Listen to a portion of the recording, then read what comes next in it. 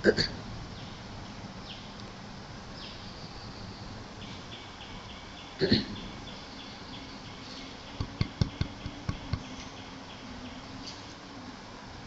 record आता है ना? Voice record आता है.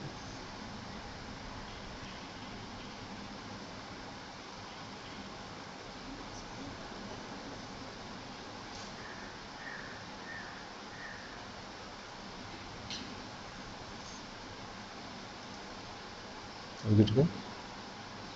Yeah. Is YouTube stream on?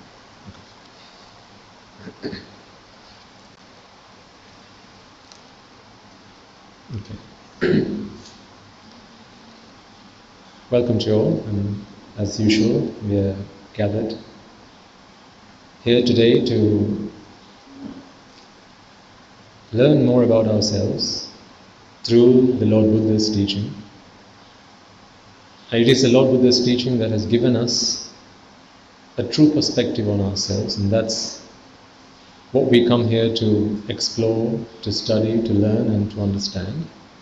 So, before we commence, as usual, let us take a moment to pay homage to the Lord Buddha, the unequaled one, the unparalleled one, the greatest psychologist, the greatest philosopher, the greatest scientist, the greatest teacher, the greatest doctor that the world has ever seen and the world will ever see. It is because of him that we have his Dhamma. So, as I pay homage to the Lord Buddha, I would request you all to join me. Bring your hands together and mark our respect to the Supreme Lord Buddha. Namo tassa bhagavato arahato samma sambuddhassa. Namo tassa bhagavato arahato samma sambuddhassa. Namo tassa bhagavato arahato samma sambuddhassa. Also, before we commence this sermon, let us take a moment to reflect on the fact that there are lots of beings we have come past in our infinitely long, timeless journey in samsara.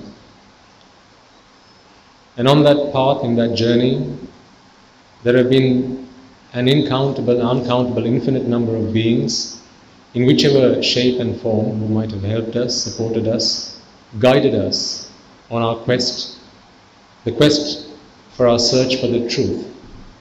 It is now time for us to invite all those beings, now that we have found the path to emancipation, the path to liberation. Let us open this invitation now to all those beings who may have been our mothers, our fathers, our brothers, our sisters, our uncles, aunts, grandparents, or perhaps our teachers, our close friends, or perhaps even our enemies in our past lives. May they all have an opportunity to join us, to rejoice in this meritorious deed that is about to unfold, and may they all be able to listen to the Buddha's teaching and find the liberation that we are all looking for. So as I now make this invitation, I would request you all to join me and open up your hearts and minds. Make that invitation now, extend that invitation now to all those beings. May they all join us, all the devas, brahmas, spirits, demons, and the dead. May they all join us and listen to this sermon and find the truth that the Buddha discovered for all of us. Samanta chakravalesu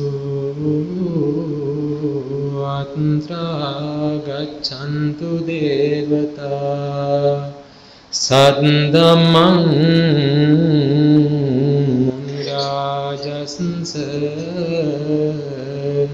sunantu sagga mokkadam Dhamma savana kalo ayang badhanta Dhamma savana kalo ayang badhanta Dhamma savana kalo ayam badhanta.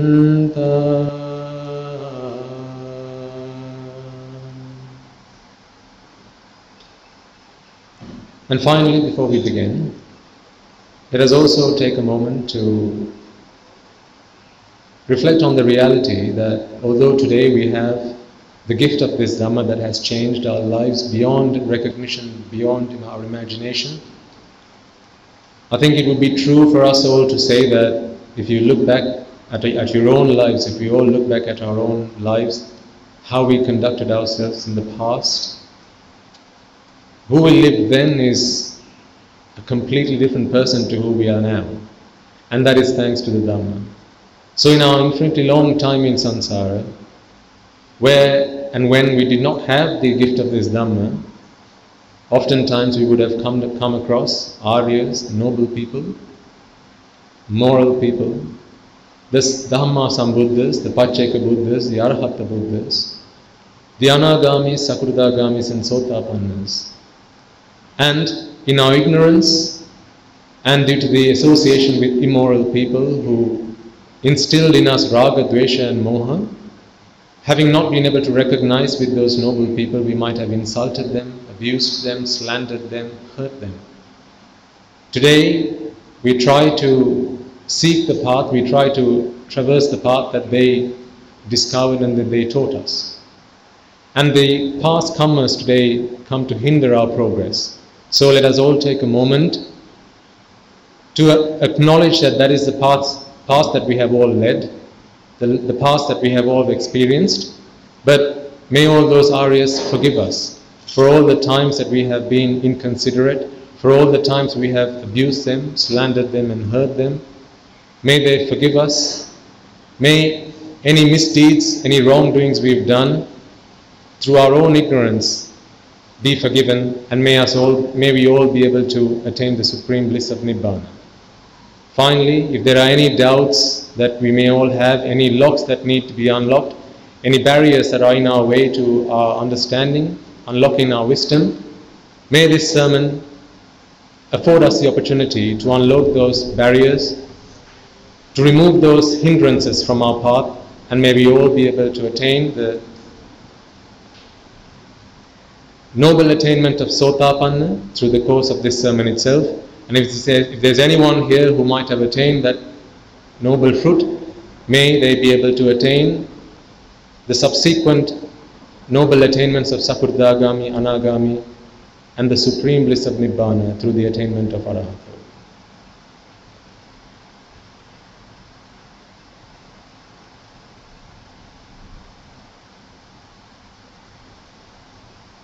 Okay.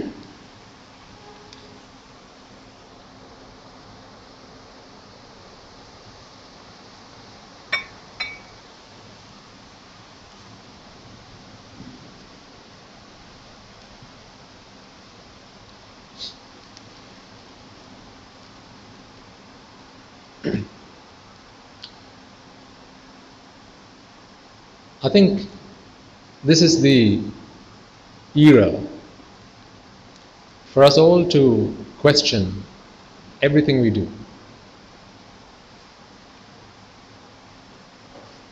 Since the dawn of humanity, the human race has always been an intelligent race. There's no question about that. But intelligence is not the same as wisdom. Just because one has intelligence doesn't mean they're always going to be able to pick right from wrong. Intelligence is merely the ability to work out a problem. Sometimes you don't always get to the right answer. Sometimes you don't always get to the most appropriate answer. If you're entangled, you might work out some way to get out of it. But in the course of untangling or unentangling yourself, you may not always use the most appropriate way to get out of it. So, to be able to do the former, that's intelligence. But where in the process of trying to extract yourself from the problems that we face, if we cause collateral damage, further damage to ourselves as well as our surroundings and our environment and the people that we come across, then that's not always the wisest choice. So wisdom and intelligence are clearly two different things. We're gifted with intelligence. That much is true. But not everyone, not every human being is gifted with wisdom. The general term wisdom is, I think, misused in this day and age. I would say that the Pali term for wisdom is panya or prajna in singular. This is the ability to work out the truth, right from wrong. Right which is not subjective. Right which is always right regardless of the circumstances, regardless of the situation. The Bodhisattva was a person who went looking for that. King Satya Gavesi, King Kusala Gavesi. What is the truth? Satya. What is the truth? What is this Kusala? You've heard of the word kunu, right? That's garbage. You dispose of it at home. Everyone's got a bin at home, right? And what do you put in there? Kunu. Kunu salaharim. Salaharim is to dispose, to throw away. Salaharim. Kunu salaharim is kusala. There's a difference between pina and kusala. Pina is merit. You know, when someone does something good, we say pinsideva. If someone offers you a glass of water, perhaps a meal, or even, if you're on the street and you see a poor man, perhaps a beggar, and you give him a few spare coins, generally you'll hear him say, Mahatteo pinsideva. No, na pinsideva. So pina is merit. This merit is what creates the foundation. It creates the basis for us to be able to live a reasonably happy life. Again, this happiness is very subjective. I think we've discussed happiness many times over in the previous sermons. But kusala is a very different thing. So a bodhisattva is not someone who goes looking for pina. A bodhisattva is not someone who goes looking for merit. He looks for kusala. He looks for the way, the path to eradicate kunu, which is garbage. That which has to be disposed of. What is the garbage that we all hold? I'm not talking about the garbage that you dispose of at home. I'm talking about the garbage that you carry with you 24/7, 365 days a year. From the moment you're born to the moment you die, you're filled with garbage. I'm not talking about the garbage that you excrete through your excretory system. I'm talking about a different kind of garbage. The garbage that we're all trying to dispose of right now. The garbage that we're all learning to get rid of right now. What's this garbage? Lobha dosa moha or raga dvesha moha. That's the garbage that we need to dispose of. Craving, desire, raga. Aversion, hatred, dvesha. Delusion, moha. It's this garbage that defiles our mind. When our minds are defiled, we can't see right from wrong. When we are deluded, we don't always make the right choice. Then these choices become very subjective. It's wisdom that helps us remove raga, dvesha, moha. Intelligence is not what helps us do that. Intelligence helps you solve math problems. It helps you tackle climate change. It helps you work out how a submarine submerges and then how it floats on water. It helps you work out how an aircraft can fly. That's intelligence. Not everyone that's intelligent is wise. There's a huge difference. The reason that you're all sat here listening to this sermon is because you're all wise people. Because, let's be fair, fast forward a month or rewind a month and a half, I think you all had very different plans for a Sunday afternoon, didn't you? Sunday afternoons weren't spent at the temple. Well, at least for most of you, I think it would be fair to say. Again, rewind a few years for me, Sunday afternoon was very different. I used to have friends at home. Watching movies was one of my favorite pastimes. We used to go out bowling. Sometimes went out clubbing. And we had fun. Well, at least I thought I was having fun. But it was all harmless fun. At least I didn't harm anybody else. I was only harming myself. Although I didn't realize I was doing that. But I was an intelligent man. There was the seed of wisdom within me which needed tendering, which needed watering, which needed some sunlight to germinate, to ripe. When the gift of Dhamma was afforded to me, was passed down to me, that's when the seed of wisdom took roots. That's when it germinated. And then slowly but steadily it started growing. And the same is true for all of you. The reason that you choose to do something entirely different with your Sunday afternoons to what you used to do a month, 2 months ago is because the seeds of wisdom has now germinated. You should all be very happy about that. You should all be very proud of that. All of you give yourselves a good pat on your backs. Well deserved. I mean, look at this gathering here today. There are people from all walks of life, young, middle-aged, and the elderly. Everyone trying to work out this problem of life. And you're not just wanting to take any old solution. That's what you used to do.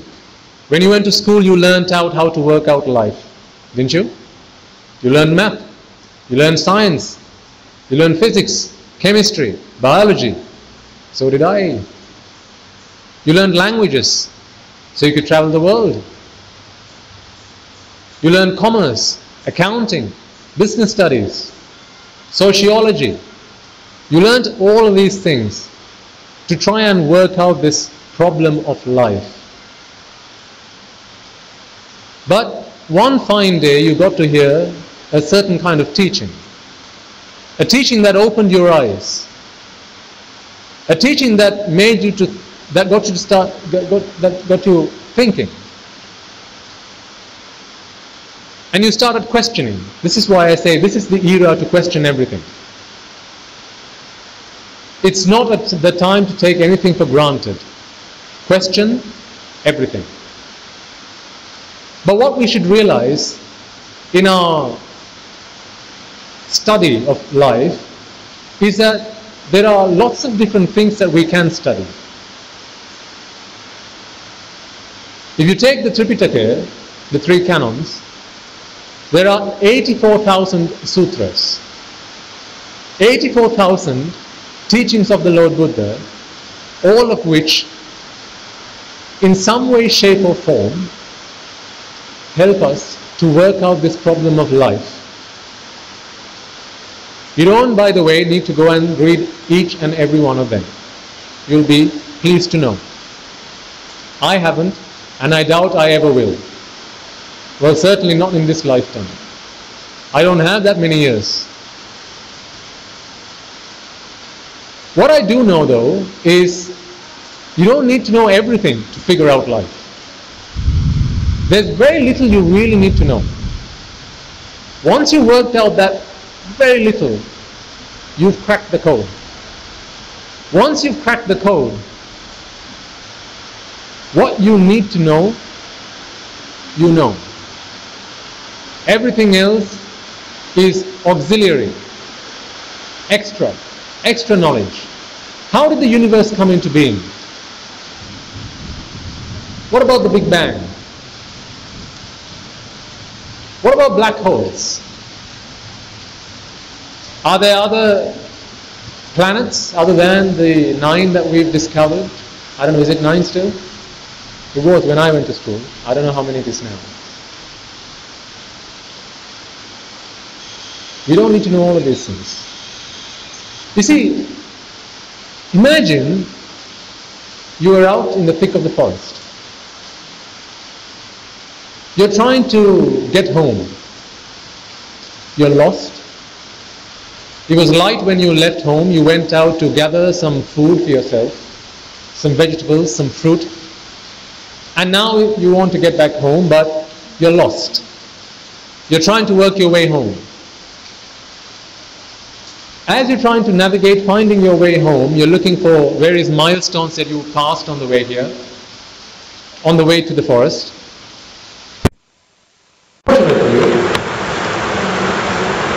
An arrow comes and hits you. An arrow is shot by a hunter. By mistake, this arrow has come and hit you. It's hit you right in the middle of your chest. And you're now bleeding. This is a poisoned arrow. And you know that for a fact. My question to you is, if you know that this is a poisoned arrow, is your biggest problem who shot this arrow? What is this arrow made of? How far away is this hunter? How did he get there? Or is it, how soon can I remove this arrow? Which one of these is your biggest problem?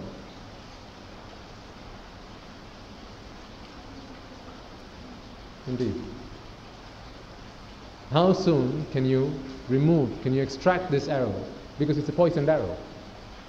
The longer this arrow is inside of you, the longer it has to poison you.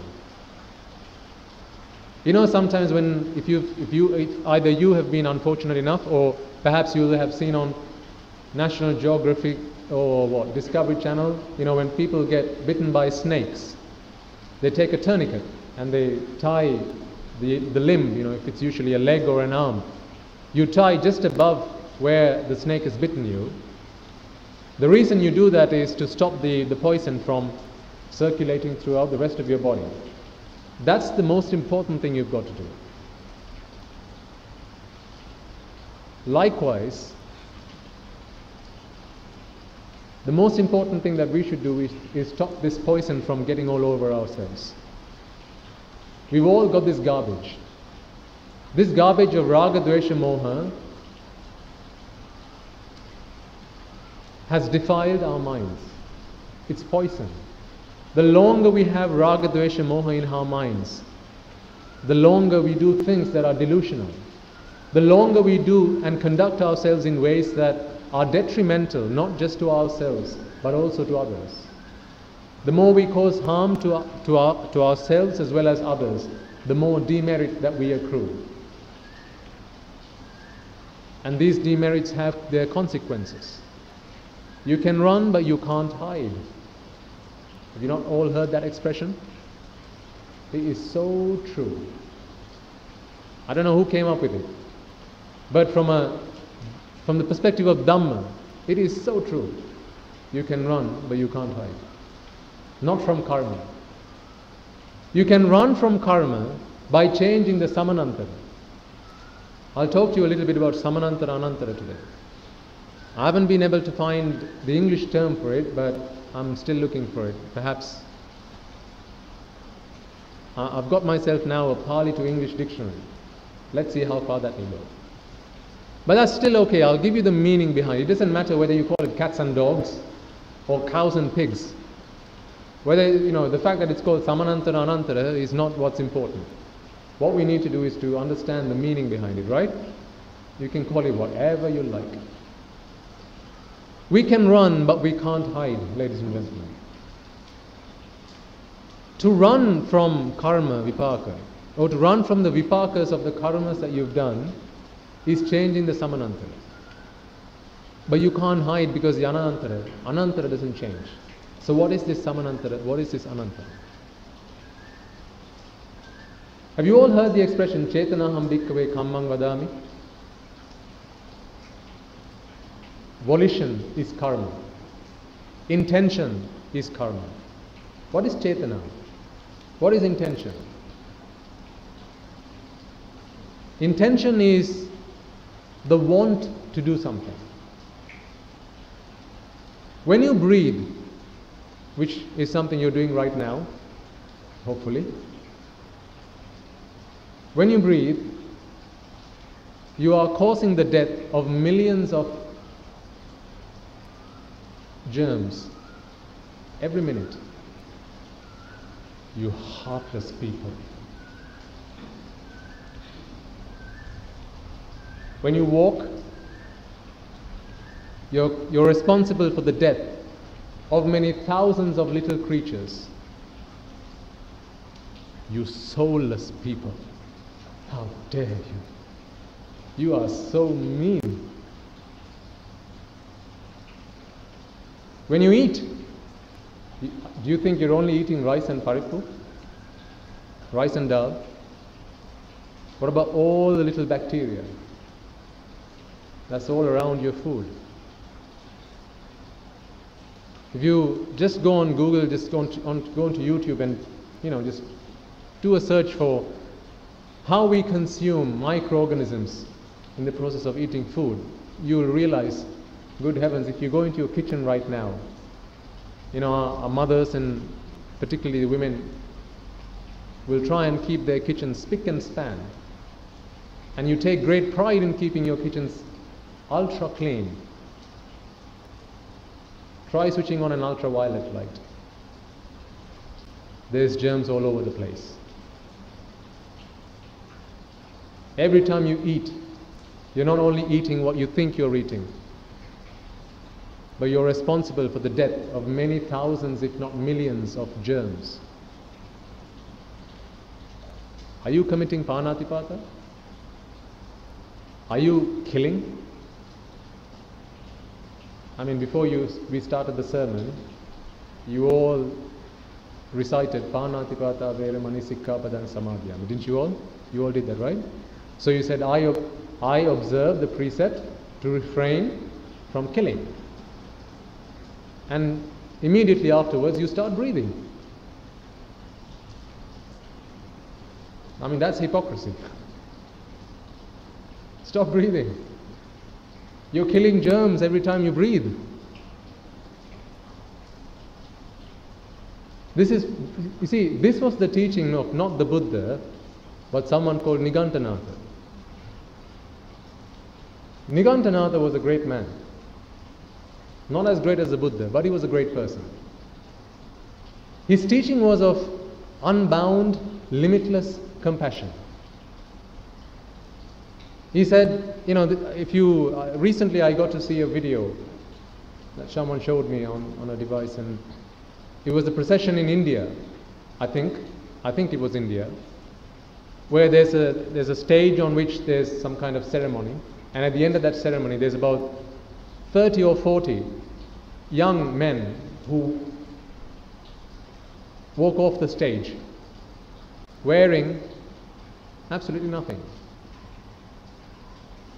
They've got a book in their hands, which is the Upanishad, which is their philosophy, their teaching. These are the Nigantas. Because they believe that, when you wear clothes, well, then you've got to go and wash your clothes. When you wash clothes, what happens? You kill. Or you're responsible for the death of many beings, many germs.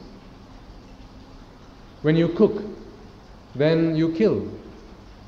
When you boil some water. So this is their teaching. But this is where the Buddha's teaching is entirely different from that. He says, Chetana ham bhikkhave kammang vadami. If you have the volition, if you have the intention to kill, that is when you have committed a crime. That is when you have committed the sin. Just because beings or animals are dead in the process of you living or getting on with your lives, doesn't mean you're responsible for their death.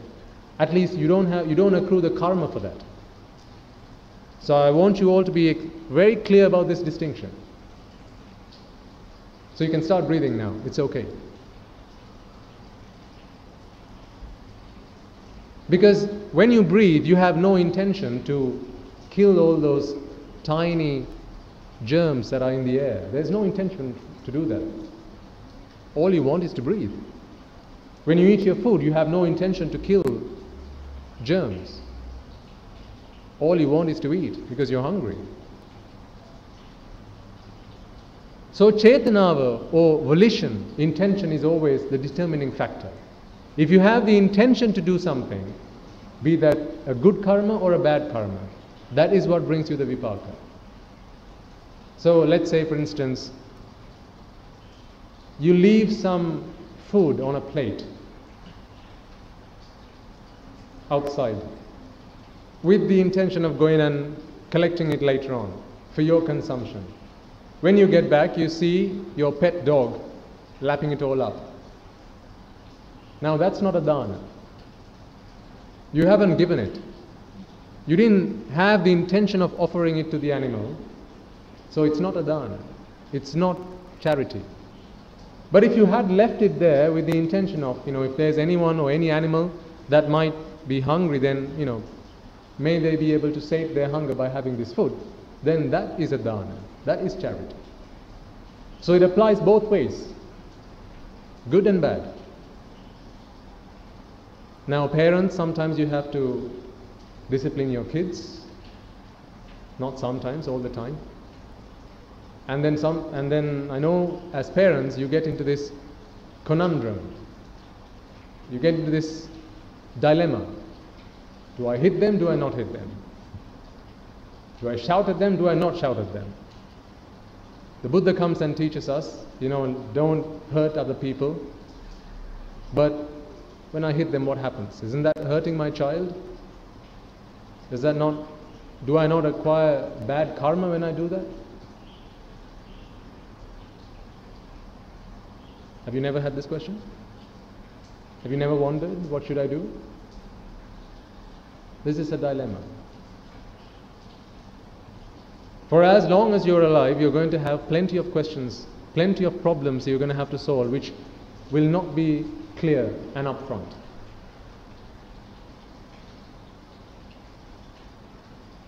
It's always your chetana. It's always your volition, your intention. Why are you hitting your child? When you hit your child, are you hitting your child to take revenge? I've seen some parents do like that. They've had a bad day at work. Their boss has told them off for not doing something. They get home and now they just want to take their frustration out on the next person they meet. Well, you can't take it out on the bus driver. Then you're going to end up in prison. You can't take it up on any old person you meet on the street. So when you know you're in the safe harbor of your home, the next person that comes up to you is a poor child.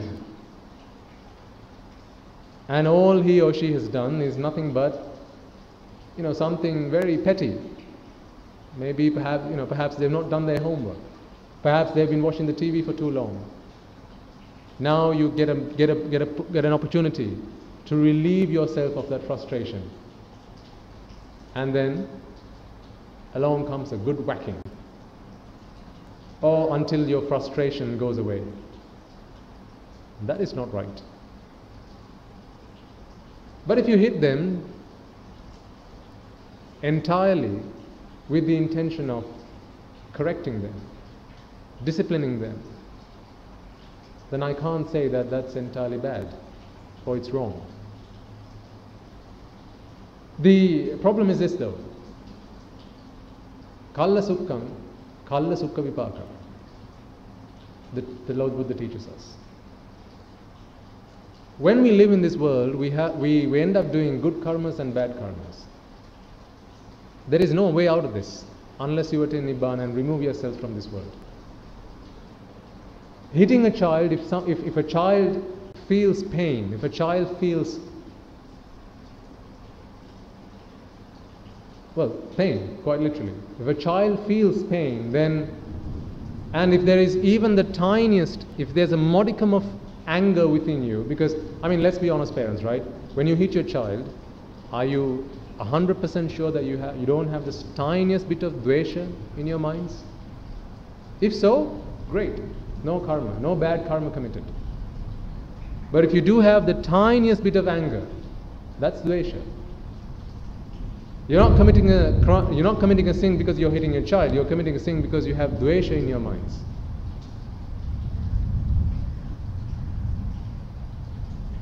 So, kalla sukkam, kalla sukha vipaka.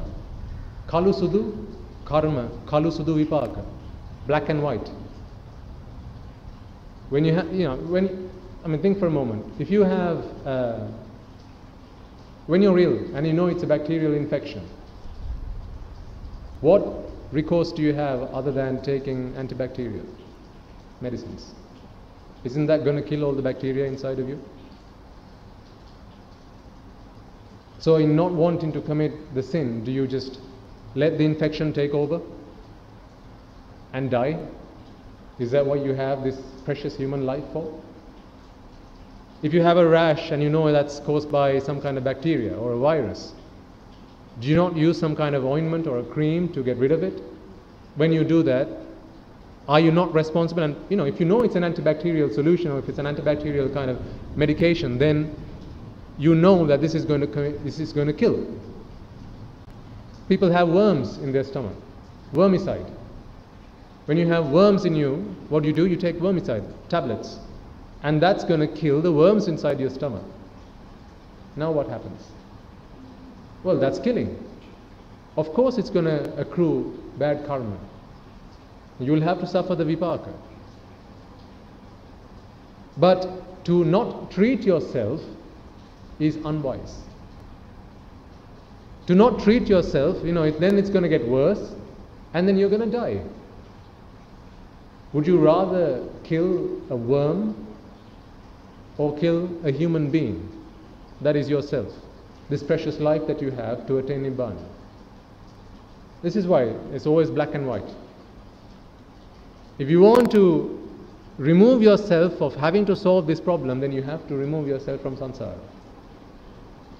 If you're not alive, then you're not subject to disease. Then you don't have to treat yourself. Then you don't kill any bacteria or viruses or fungi or any other insects. Then you're okay. Again, think about at home. If there's a rat infestation, what do? Do you let the rats take over and then leave your home? Go and build another one? Well, what happens if that is now infested by cockroaches? Now what do? Go and build another house?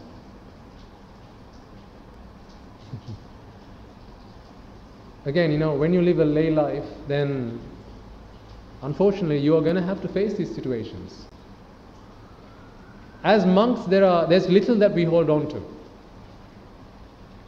Like I said, my robes, my alms bowl, the hut that I live in. The other day when I went into my hut, there were a million ants under my mattress. So I asked myself, what am I to do now? So what I did then was I realized that it was because the mattress was laid flat, and then the ants had come and started bringing their little eggs, and they were all under the mattress. I lifted the mattress. That was me telling the ants, this is not where you're going to build your home. Back when I was a lay person, I remember sometimes I used to take a broom and then brush them all away, sweep them all away. But now I realize I have other alternatives.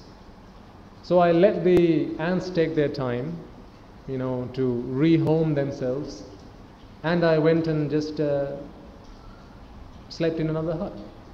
Well, if there's no other hut, then I'll go and just find some other shelter to spend the night. When I got back the following morning, all the ants had gone. I wasn't responsible for I didn't kill any ants in the process of doing that.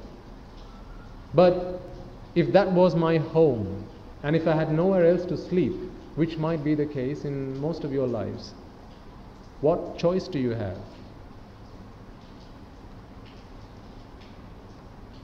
Chetanaham bhikkhave kammang vadami. Chetana, volition, intention is what determines whether you're committing a karma or not. Now, this is why it's important to be wise. The Lord Buddha says, Panyavanta sayan dhammo, nayan dhammo duppanyasa. My teaching is for the wise, it's not for the unwise. It's not for foolish people. Just because you're intelligent doesn't mean you're wise. The reason I'm going over this a few times is to instill within you, it's not enough to be intelligent. Question everything. Ask yourselves, am I doing the right thing? Go and look in the Dhamma. What does the Lord Buddha say that we should be doing in this situation? Study the lives of the Arahatun Mahansis. What did they do? But in the remit that I have to survive as a lay person, what is it that I can, what options do I have?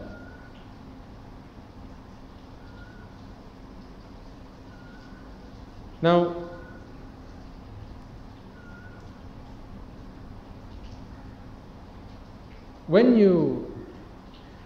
before we started, like I said, you all observed the 5 precepts. I thought today perhaps I'll explain to you the meaning of these 5 precepts in just a little bit more detail than how you understand them in the conventional sense. So let's start with Panatipata. Panatipata veramani sikkhapadang samadhiyami. If you were listening to me carefully, you'll know or you'll have heard me say Pancha shiksha samadhang vima sandaha namaskare kiyan.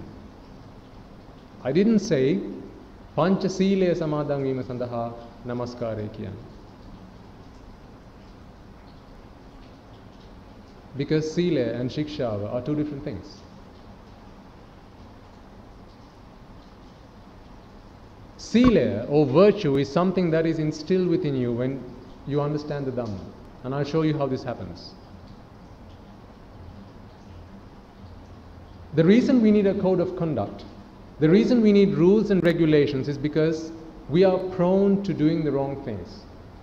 Isn't that why we have a legislation? Isn't that why we have the courts? Isn't that why we have the police to police us? Because people are prone to doing the wrong things. If every one of us were Arahatun Mahansis, were Arahants, would there be a need for the police? If the entire world population were all Arahants, would we need the armed forces? Would we need the army or the navy or the air force? No. You wouldn't need the police. You wouldn't need the narcotics bureau. Oh, by the way, I have more stories. I'll tell you at the end. I gather these stories you'll be surprised, by speaking to the monks, the young monks who are resident with us at the monastery. There are about 15 now, I think about 20 of them.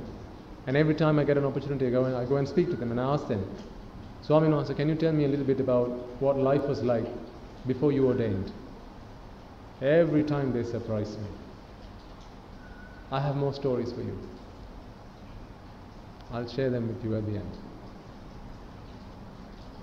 So you wouldn't need the police, you wouldn't need the narcotics bureau if all of us were Arahatun Mahansis, because we wouldn't be prone to committing errors, sins, wrongdoings.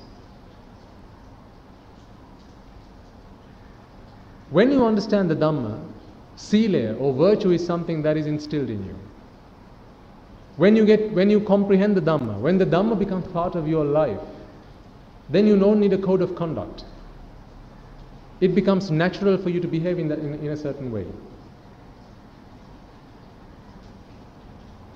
So, when the Buddha gave us a code of conduct, when he gave us the Uposatha Sila, when he gave us the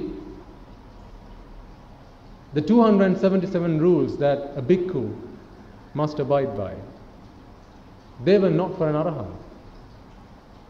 These were for people who are in training. So when you observe the 5 precepts, the reason you're observing them, and this is again, question everything. Question everything. Why do you have to observe them?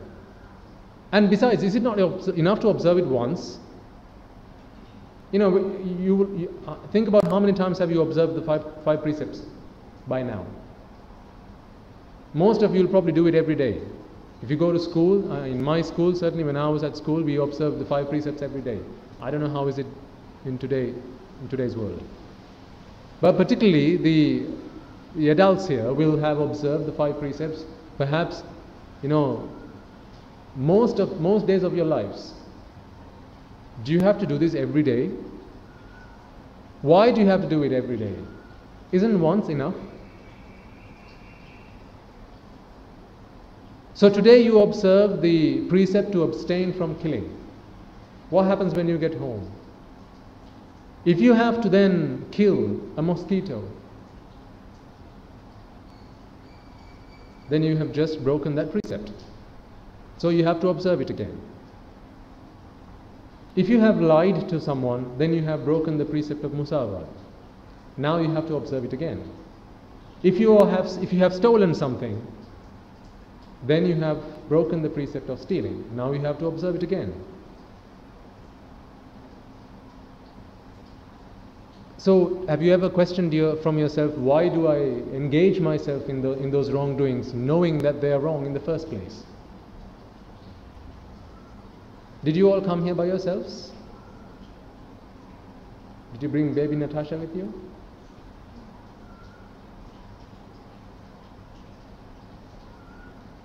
You haven't left her home, did you? No, unfortunately you can't leave her home. She's always with you. Baby Natasha. If you're wondering who the hell baby Natasha is, you're going to have to listen to last week's sermon. So when baby Natasha cries, then you're prepared to engage in the 10 unwholesome deeds. You're prepared to kill when baby Natasha cries because you want her to stop crying. When baby Natasha cries, you're prepared to go steal. No matter what it takes, you're prepared to do that. When she starts crying, you're prepared to lie. No matter what it takes. You want to get her to stop crying. But when you realize this baby doesn't really exist, this is just a fiction, this is just a creation of my own mind, this is just delusion, playing tricks, this is simply ignorance. Now are you prepared to kill? Now are you prepared to steal? Now are you prepared to lie? I think you have the answer to that. So the only difference is understanding the truth. This is why King Satya Gavesi is so important. Understanding the truth is so important. Because once you've understood the truth, you then no longer have to restrain yourselves. Observing the 5 precepts is a promise to restrain yourself, is it not? When you go to the temple and you observe the 8 precepts on a Poya day, that's a promise to restrain yourself. When you become a Samanera monk and you take up the code of conduct, the monastic code of conduct, that's a promise to restrain yourself. When you enter higher ordination, Upasampada, and you observe the 277 rules laid out for a monk, that's a promise to restrain yourself. And this cause of restraining oneself exists not just in Buddhism but also in other religions. The 10 Commandments. And in the Holy Quran, there are codes of conduct, all of which are there to help people restrain themselves. But why do you need to restrain yourself? Think about when you first bought, if you all have a pet animal at home. When you first got yourself a pet, whether it was a pet cat or a pet dog, okay, let's take a cat, right? Because this is where you'll probably have seen this most. When you got yourself a pet cat, for the first few days, you're going to have to cage the animal. You can't let it just roam free. Why not? Because you know it's going to leave home. Because you know it's going to run away. Because you know it's going to go looking for its siblings, its parents. But after a while it gets used to you, it becomes docile, domesticated, and now it knows that this is home. Now you can let it roam freely. It goes for a walk around the neighborhood, but by lunchtime you can be guaranteed it's waiting by your kitchen door. It knows home now. You no longer need to restrain that animal. Now it has been domesticated. Now it has been trained. Aren't we all the same? Don't we all need to be domesticated? Don't we all need some kind of training? When we have raga, dvesha, moha, our minds are on the loose. Is running AWOL all over the place. Delusion, madness, insanity, crazy. Can you trust a crazy man? Can you trust a madman? Recently I got to hear this story where there was this doctor who was the incumbent doctor in a psychiatric ward. And apparently there was a man who was one of his patients, psychiatric patients in the ward. So the doctor looks at him and he sees a knife in this man's hand. And the doctor sees this man running towards him, or at least walking towards him. Now the doctor he gets a bit agitated because it's a madman. Anything could happen. So the doctor's now scared. He's thinking, well, this man's gonna come and do me harm. So he starts moving away. And as the doctor's pace starts to quicken up, then so does the madman's. Now he stops walking and he starts running. When he does that, the doctor is now running. So now the doctor and the patient, they're both running. The doctor running for his life, the madman running with a knife in his hand. So he runs for as far as his legs can get him, and now the doctor can't run anymore. He's so tired. So he stops running. He's now on the ground. The madman comes to him, and the doctor says, please, please, please don't hurt me. I'll give you whatever you want. And then the madman says, I've just come to offer you a slice of apple. How difficult it is for me to give you that. Good heavens, are you mad? All I came was to give you a slice of apple, a slice of fruit.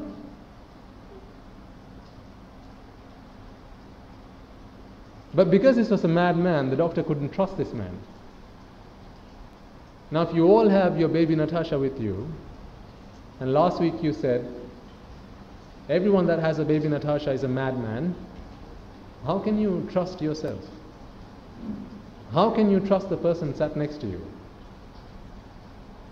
Aren't you scared? I'm glad that you're about 6-7 feet away from me.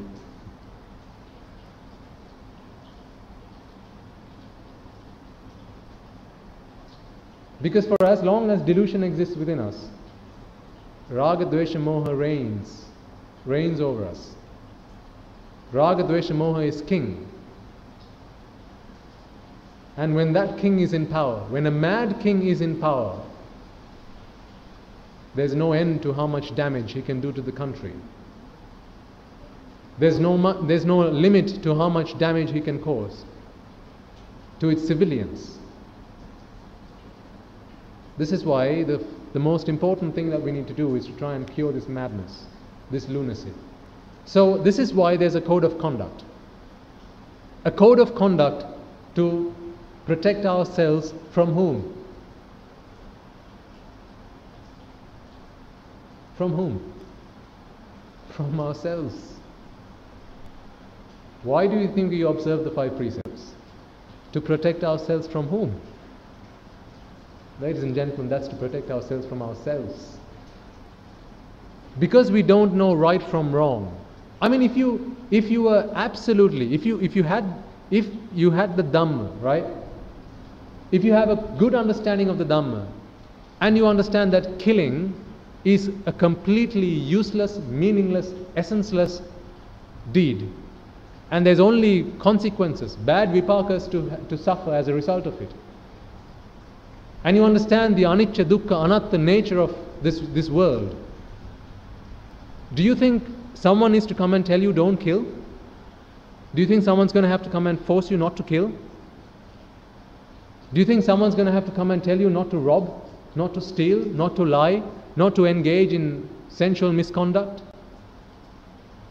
No.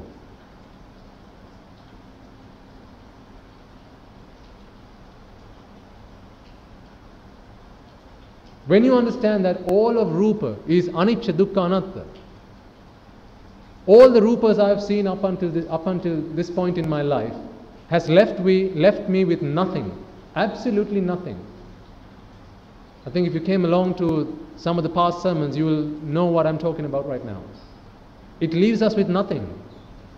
I'm seeing a few blank faces, so I'll remind you what it was we discussed. You know, think about all the sights you've seen with your eyes up until this point in your life. What did it leave you with? Do you have all the sights that you looked at throughout your life? All the pictures, all the photos, all the times you went on holiday, went to Singapore, went to Malaysia, went to UK, went to Brazil, went to Brussels, right? Where are all those images that you saw when you went there? Do you have what do you have left? Can you come and give me all those images that you saw, all those sights that you saw? Can you come and give it to me now? Can you look at them again? Yes, if you've taken a picture, but now you're looking at the picture, not the sight you saw. What about all the sounds you heard? Can you relive that experience?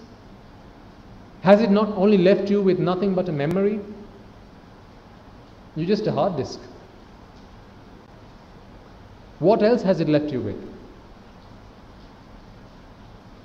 What about all the tastes that you went after? The physical sensations you went after? The smells that you went after? What has it left you with? Nothing but a memory.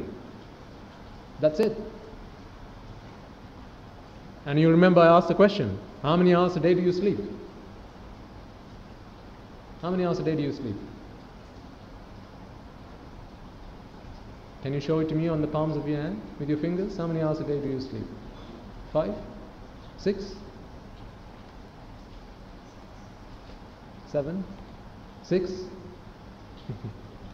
8? 5? I'm getting lots of answers from across the room. When you sleep, what do you do? What's your favorite thing you do when you sleep?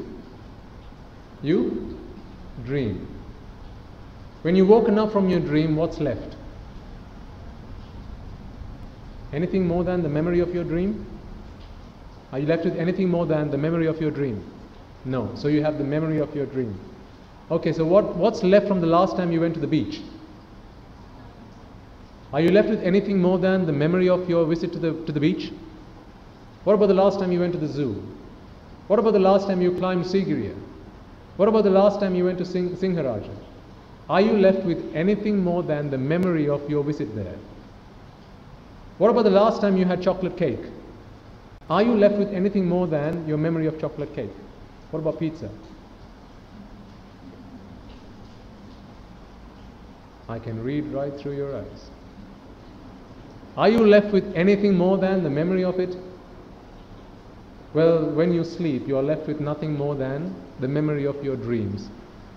All your life you went out looking for, pleasing your eyes, pleasing your ears, pleasing your nose, pleasing your tongue, pleasing your physical body. And you are left with nothing but the memory of those things. So you are left with the memory from your dreams, you are left with the memory of the things you've done while you were awake. Aren't they both the same thing?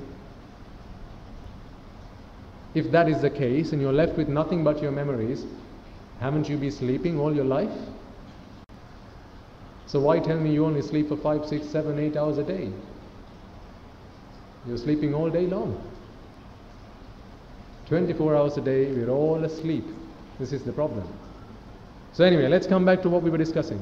These things we've discussed in the past. I think we get to see some new faces every day, which is absolutely fantastic. And I think that's because you go and tell your friends about these sermons and you invite them to join so that they may benefit. So sometimes we'll go over stuff we've talked about in the past, because otherwise they're just going to be lost, not knowing. When I say baby Natasha, people are scratching their heads wondering, baby who? I never had a baby Natasha. This baby Natasha is the self that you have, that we all have within us. I think about 2 hours of last week's sermon was describing the nature of this baby Natasha, and I think thankfully to one of you who managed to record last week's sermon, they shared that with us, and now we can make it available to our listeners. Unfortunately, at the end, it was only at the end of the sermon I realized that the recording was not available and it hadn't streamed correctly on the internet either. So as soon as we get back to the monastery, we'll make that available again to our listeners. So if you didn't get an opportunity to listen to last week's sermon, I would encourage you to do so. And try and keep up with these sermons, because we want to build up on what we discussed the previous week. Otherwise, it's always going to be starting from scratch, which will slow us down. So we need codes of conduct. We need rules and regulations to protect ourselves from ourselves. Because when you commit panatipata, when you kill a living being, you're going to have to suffer the consequences. You kill that poor thing. I mean, it might be a poor thing, it might be a cruel animal, it doesn't matter. You kill that animal because of not understanding the Dhamma. Okay, let me ask you a question. Which of these people may kill an animal? A Prutakjana, a Sotapanna, Arihatun Mahansa. Will an Arahant ever kill an animal? Yes? Any yeses in the house? Yes? Yes. Okay. Will a Sotapanna ever kill an animal? Yes. Will a Prutakjana ever kill an animal? Yes. Okay. Now I'll ask another question. Will an Arahant ever intentionally kill an animal? Yes or no? Any yeses in the house? No. Will a Sotapanna intentionally ever kill an animal? I'm getting a few yeses and I'm getting a few no's. Okay, we're getting a few yeses, a few no's. Will a Prutakjana? Who's a Prutakjana? The field producer. No. A Prutakjana is a mundane, worldly person, right? Someone who has absolutely zero understanding of the Dhamma, of the Buddha's Dhamma. Ever intentionally kill an animal? Yes or no?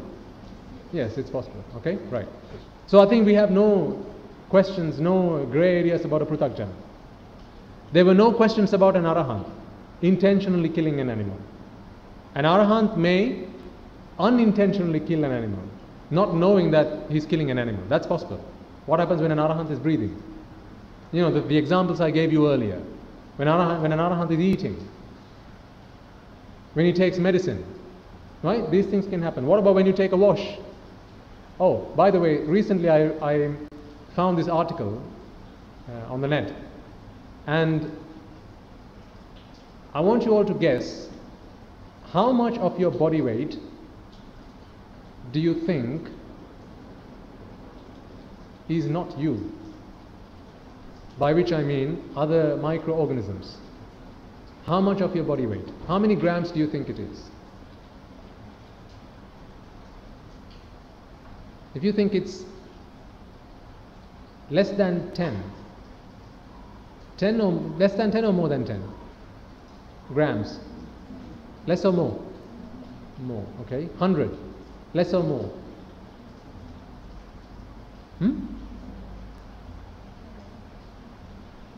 Anyone saying more? Okay. 500 grams, less or more? 2.5 kilos. 2.5 kilos of your body weight is actually not you. It's all microorganisms. It could be bacteria that live on your skin, all kinds of fungi that again could live on your skin. It could be bacteria that live in your gut. It could be perhaps worms if you're, I'm talking about a normal, healthy person. 2.5 kilos of your body weight is actually not you. So when an arahant takes a wash and he applies soap on his body, that's going to kill quite a lot of those microorganisms. But intentionally he's not going to do that. Never. Not even to preserve himself. So if an arahant sees that there is, if an arahant lives in a hut and there are insects and there's an infestation of insects, then no matter what the circumstances are, he'll either go and sleep outside, be it in the rain or be in the sun if he can't find any other shelter. What is the reason for this? This is what we need to question. What is the reason for this? What do we try to preserve? What are the type of things that we try to preserve? Think from your practical lives. What kind of things do you preserve? Things? Things that you give value to. The things that you value are the things that you preserve, right? Is that true for all of you? When you go to the barber and you have a haircut, do you instruct the barber, hey, you know that hair that you just cut, make sure you sweep it carefully to a side, okay? Make sure that's looked after, that's taken care of. Do you say that to the barber? But what about while it's on your head? It's the same hair. Now you take good care of it. Now you wash it. Now you keep it clean. You comb your hair. You brush your hair. You apply oil. When it's off your head, now it has no value. While it's on your head, it has plenty of value. The things that you value are the things that you own. And the things that you value are the things that you want to preserve. You don't care about the person next door. If he has an accident, yes, of course you're going to go and ask him, hey, is everything okay? But it's not going to feel the same as if it happens to you or someone in your family.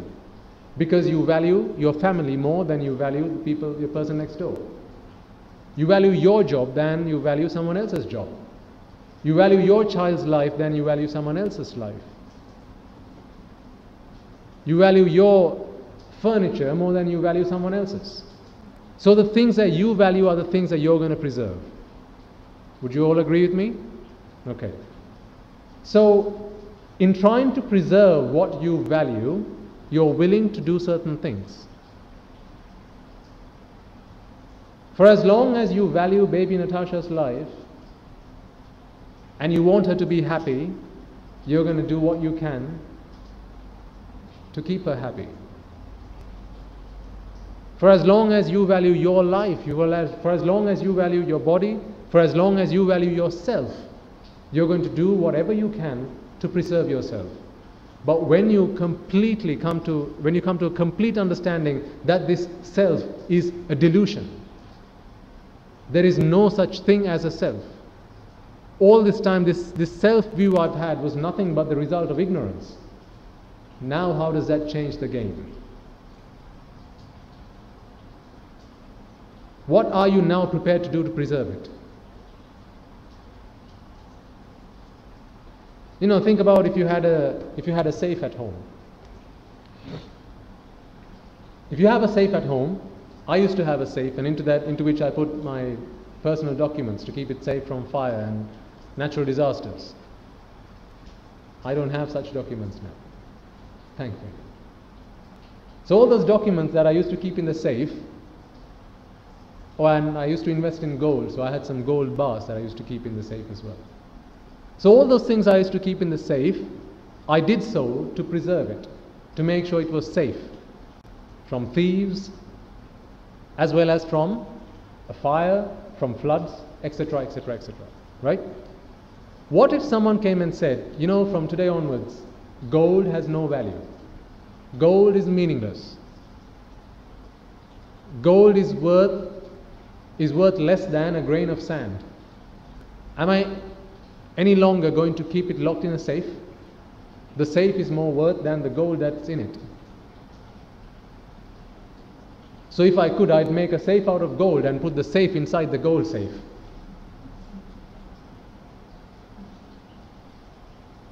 So as long as we value something, we are going to do what we can to preserve it. When we've lost value in it, when we understand that the value that we give to things is a false valuation, from that point forward, you're not going to value it. I'll give you another example. You've all got photographs at home of your parents, of your children, etc., etc. Let's say you've been handed down a photograph of your grandfather, which you've treasured all your life. Your parents did before you, or let's say it was your great-great-great-grandfather. I don't know if photography existed in that time, but let's say it did, okay? So you've got this black and white picture of your great-great-great-grandfather. It was passed down to his children, and from them to his children, to their children, and then to their children, and to their children, and finally now it's with you. So this is now a picture of your great-great-great-great-grandfather. You have preserved it because for generations long this has been a treasure of your family. If I came and took it from you, wouldn't that cause you some distress? It would, wouldn't it? Because this is a treasure. It's an heirloom. It's part of your family's legacy. So you would want to preserve it. What if though, one fine day I come along and say, hey, guess what? I've just been to Castle Street and I've looked at your records. It appears that you got switched at the hospital. These parents that you call parents, they're actually not your real parents. We've managed to locate your parents. Here they are. All that time, that picture of your great-great-great-great-grandfather, you had it laminated, you had it preserved, it was in a safe, and you'd put in, you know, those packets of gel that absorb all the moisture from the environment to keep it safe. Now I've just told you that that is not your great-great-great-great-grandfather. In fact, none of your ancestors, you thought you were your ancestors, are your real ancestors. How much further are you going to work hard to preserve this photograph? Now if I come and took it from you, is that going to hurt you? Is that going to cause you any distress? No. Why? Previously, it was an heirloom. Previously, you treasured it. Now, you give it no value. Absolutely no value.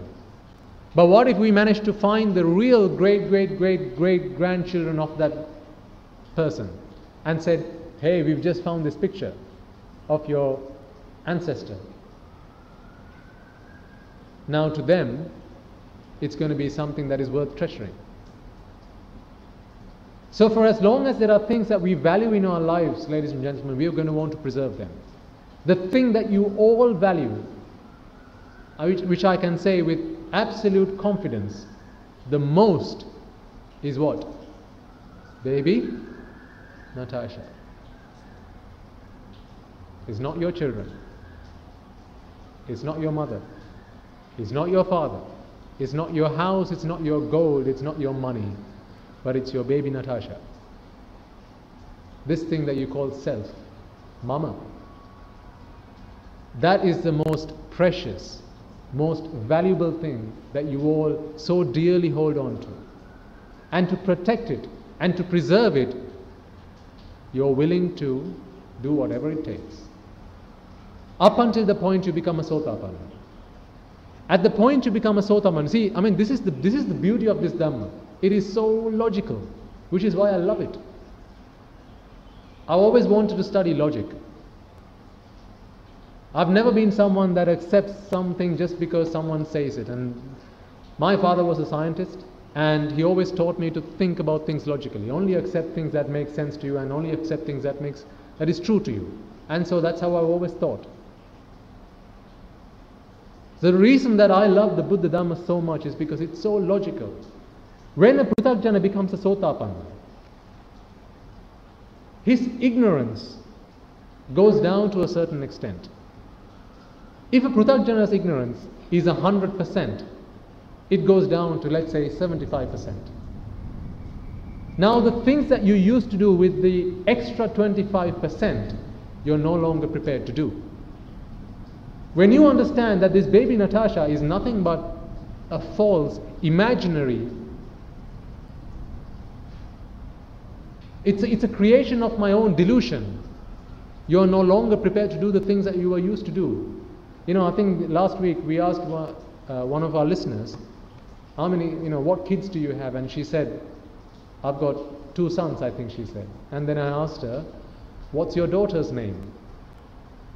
Do you remember? If you were here last week, then you'll remember. So what was her response?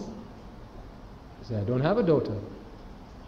But I kept going on. I said, what school does your daughter go to? And she said, I don't have a daughter. And I then asked her, how much money do you put aside into your daughter's bank account? That's when she started getting annoyed. And so I stopped the questioning. But the point I was trying to get across is, we don't do things for things that we don't have.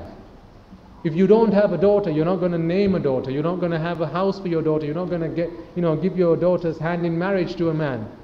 You're not going to have a bank account into which you're going to start saving money because you don't have a daughter. So when you realize that you don't have this thing called a self, you're not going to be prepared to do the things that you've been doing all this time. But the understanding of a Sotapanna is like this. Because it's, one might question, well, why does a Sotapanna... So, just going back to the question I asked you before, will a Sotapanna deliberately, intentionally kill? Is that possible? Some of you said yes, some of you said no. Let's find the answer to that question. A Sotapanna's understanding is like this. Imagine a dark night. No, not the Dark Knight from Batman.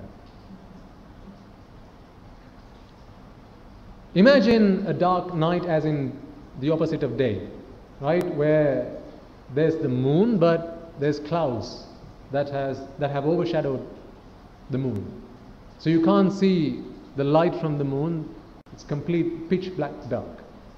Now I ask you to go outside. When you step outside, you're going to be cautious. You're going to be careful because you can't see where you're treading. You can't see what you're touching. You can't see where you're going to put your foot. So you're going to have to be very careful. So you don't know if the next thing you're going to touch is something that can hurt you, something that can harm you. You don't know the next step you're going to take is you're going to tread on a scorpion. That's entirely possible. Is it not? Yes, because you can't see. But when the clouds move away, when the sky clears up and now the moon starts shedding its light. While the light is there, you can see what's going on. You can now observe the environment. Now you can see where there's plants, where there are animals, where there's the ground, where it's safe and where it's not safe to tread, where it's not safe to touch, and where it's okay and it's safe to touch, right? But again, when the clouds come and cover the moon, again you're back to pitch black darkness. The understanding of a Sotapanna is just like that. When a Sotapanna contemplates, when he thinks, when he analyzes, then he can see right from wrong. But when he doesn't, at that point in time, delusion has taken over. So, a Sotapanna, it's entirely possible that a Sotapanna could kill. It's entirely possible that a Sotapanna could steal. It's entirely possible that a Sotapanna can engage in sensual misconduct or lie. What happens is, when a Sotapanna becomes a Sakurdagami, night slowly becomes day. So imagine when you're a Sotapanna, it's 12 o'clock at night. When there are no clouds, then you can see. So, when a Sotapanna is about to go and kill an animal or sees an animal, if he is able to at that point in time think about what he's just about to do, at that point when his wisdom takes dominance, then he sees right from wrong. However, he's never going to commit a sin that's going to lead him to the four hells, because his ignorance is now 25%. Remember, a Pruthakjana is someone where there's a night with absolutely no moon. So it doesn't matter where the clouds are, whether there is a clear sky or not, there is no moon in the sky. There is not even a modicum of wisdom. A Sotapanna is like someone where there's a moon in the sky that can shed light, but from time to time the clouds of delusion come and cover the moon. However, have you heard the phrase Dhammo have rakkati dhammachari? The Dhamma protects one who behaves in the Dhamma. This is how a Sotapanna is protected by the Dhamma itself. If by killing an animal, the sin that he commits is going to take him to the apayas, no way is he going to be doing that. He will never do that. He's never going to want to feel to do it. Let me give you this example. Let's say there's a Sotapanna who's a train driver. Okay? So he's a train driver. He's driving a train. It's on the tracks. This train is moving fast. And at one point, the driver can see that there's a bifurcation on the track. So what's a bifurcation? Where it splits in two. So let's say it's a Y joint. So you can either go left or you can go right. And the driver has complete control over which way he's going to go. Now this is a completely hypothetical situation, right? But the reason I'm relating this is so you can understand how the Dhamma protects a Sotapanna. There are the right hand side track. Let's say there are 10 people that are tied to the track, and if he picks the track on the right hand side, then he's going to cause the death of each of those 10 people by going over them. On the left hand side is this person's mother, so she's tied to the track as well. So if he picks the left hand side track, then he's going to cause the death of his mother. The Sotapanna does not know which one is the mother. He doesn't know that it's his mother that's on the left hand side. There is no way he's ever going to pick the left-hand side track. It's just a zero possibility. It's not going to happen. Okay, let's say he did. If he were to pick the left-hand side track to save the lives of 10, I mean, intelligent people would make that choice, right? I'm going to sacrifice the life of 1 to save the life of 10. So I'm going to pick the left-hand side track. He picks the left-hand side track. Now the train is moving fast. And in the next few moments, his mother is going to die because he deliberately chose the left-hand side track. The train may derail and all 5,000 people on the train may die, but his mother is going to be saved. Because no way can the mother of a Sotapanna die through his action. That just cannot happen. So if you want to check if you're a Sotapanna,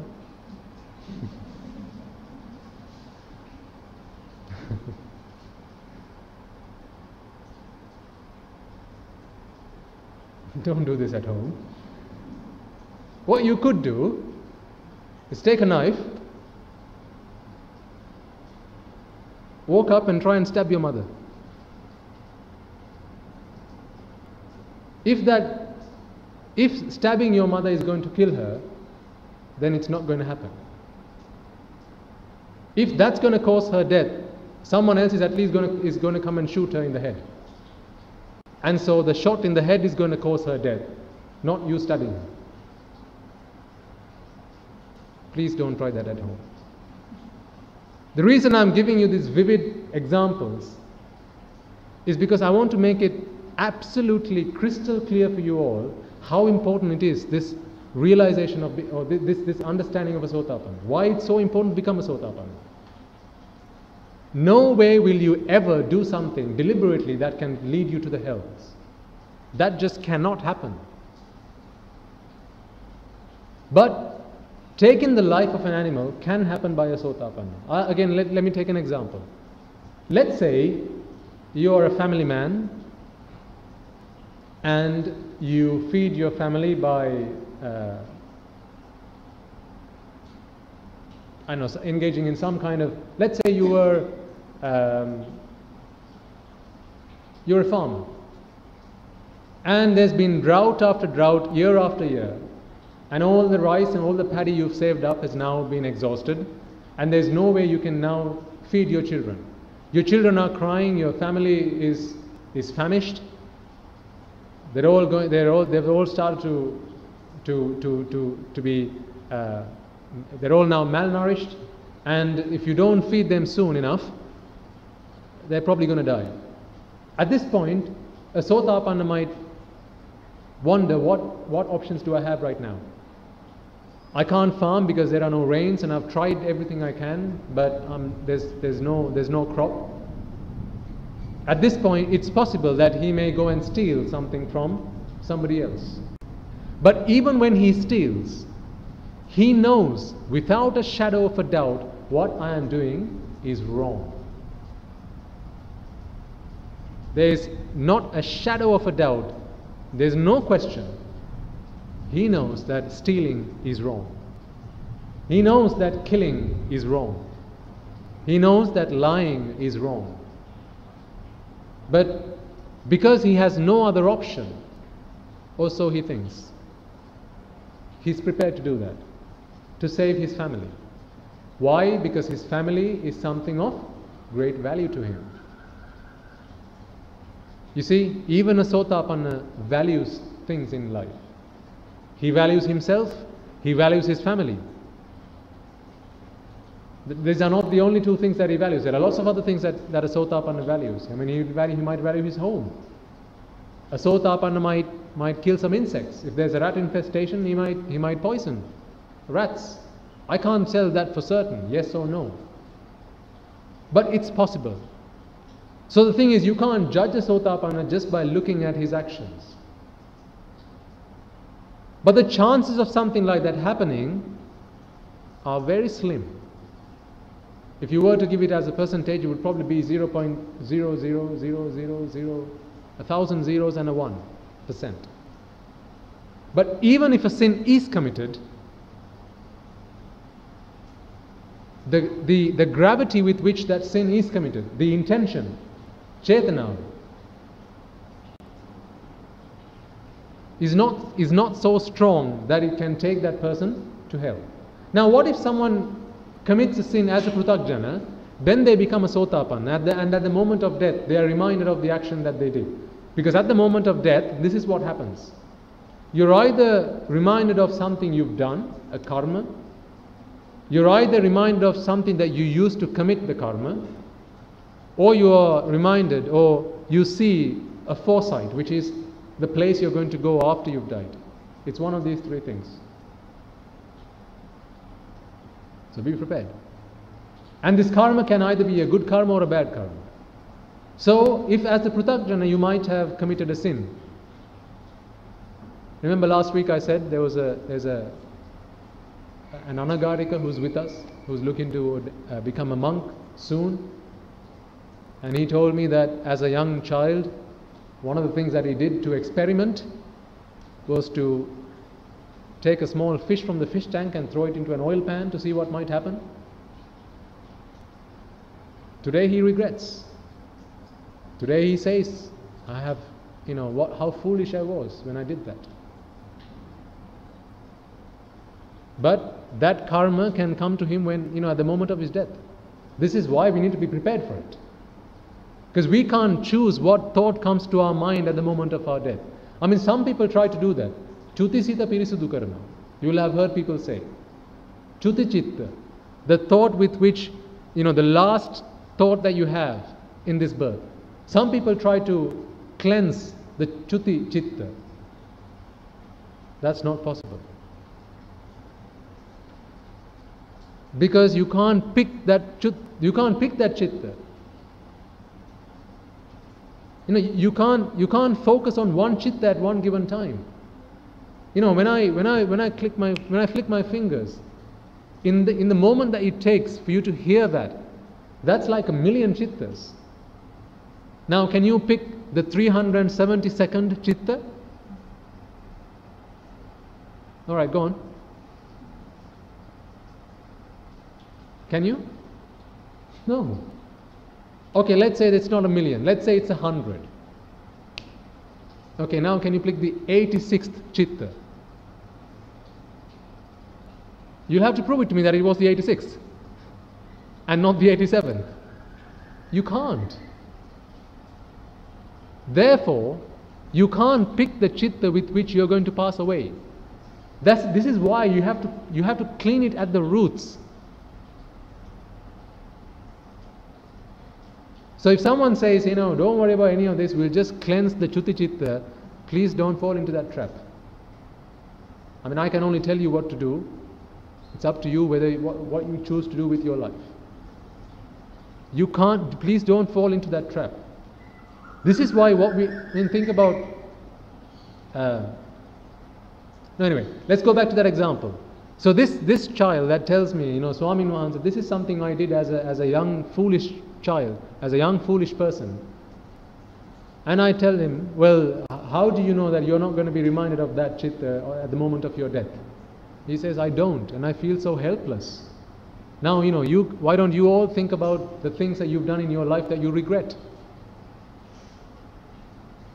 If you've hurt animals, if you've hurt another living being, if you've lied, if you've stolen, if you've engaged in sensual misconduct, these things, you might be remembered. They might come back to you at the moment of your death. So what happens then? This is what happens. As a pruthakjana, if you've committed the sin of killing somebody,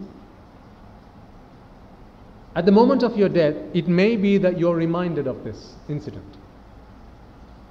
At that point in time, your mind faculty is at its strongest, because all the other faculties have now gradually stopped working.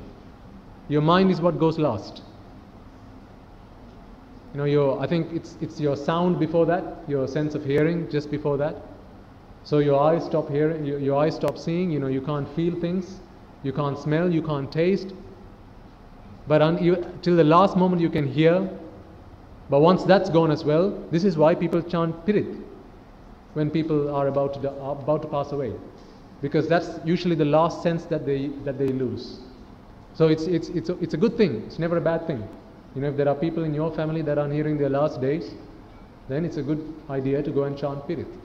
Or perhaps, you know, even remind them of, well, actually what's best to do is talk to them about Anicca Dukkha Anatta. That's the best thing to do. Talk to them about the meaningless nature of existence. But if you don't have that understanding, then at least talk to them about the ping that they've done in their lives, the good things that they've done in their lives. Okay? Now, see, the problem is this though. What if someone doesn't like the way you chant Pirit? What if they don't like the sound of your voice? Now they're screwed. So you might as well not have chanted Pirit. You know, some people they have a book in which they write all the meritorious deeds that people do. And again, that's a good thing to do. You know, encourage your children to do that. Write down all the meritorious deeds that they do in their lives. What sometimes people do is they get someone else to read this book before they pass away. Can you hear me? Okay. And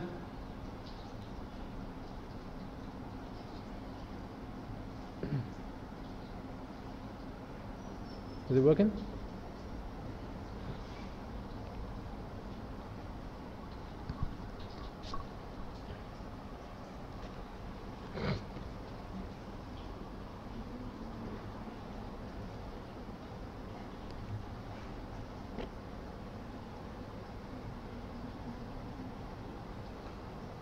So, as I was saying, it's a good idea to read the good and meritorious deeds that they've done.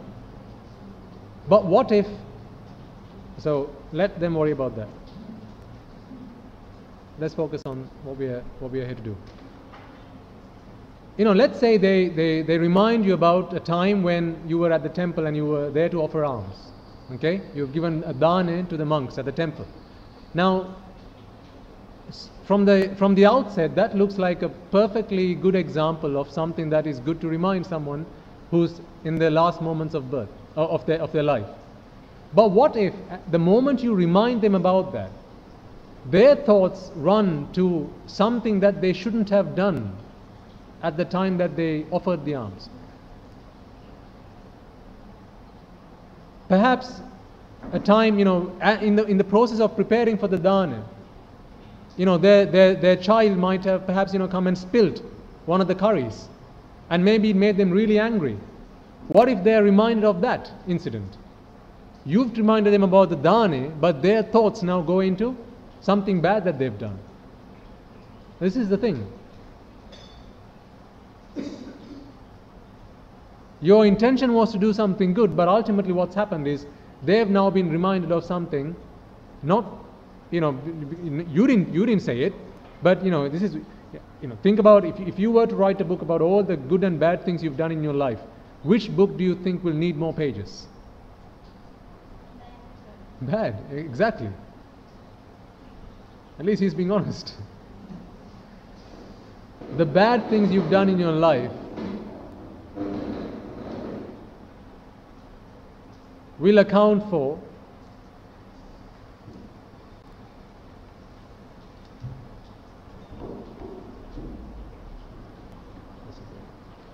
the bad things you've done in your life will be far more than the good things you've done in your life. And the problem is, you know, even if you think back to a time when you've done something good, chances are that could remind you of something bad that you've done. This is why I think last week I urged you all to take out an insurance plan for yourselves. I'm not talking about life insurance. I'm not talking about income protection insurance. I'm not talking about mortgage protection insurance. I'm talking about the insurance for yourselves, which is the insurance of becoming a Sotapanna. Because that is the only insurance plan that's going to save you. So this is what's going to happen to someone that's committed a sin in their life at the moment of death, right? Imagine you. Let's take each, you know, you as let's put you into that example. Say you've stolen something as a prutakjana. As a prutakjana, you've stolen something, but at some point in your life, you become a sotapanna.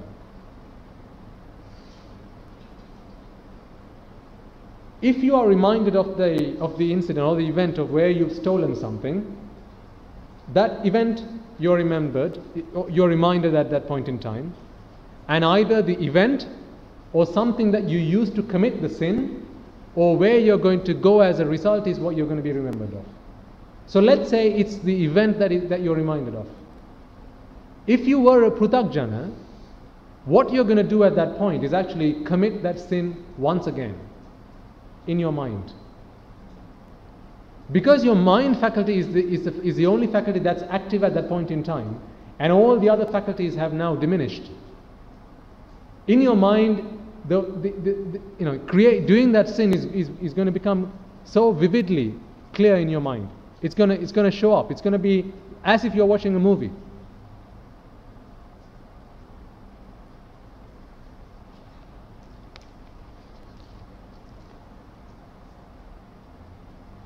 And then you're going to see the event unfold.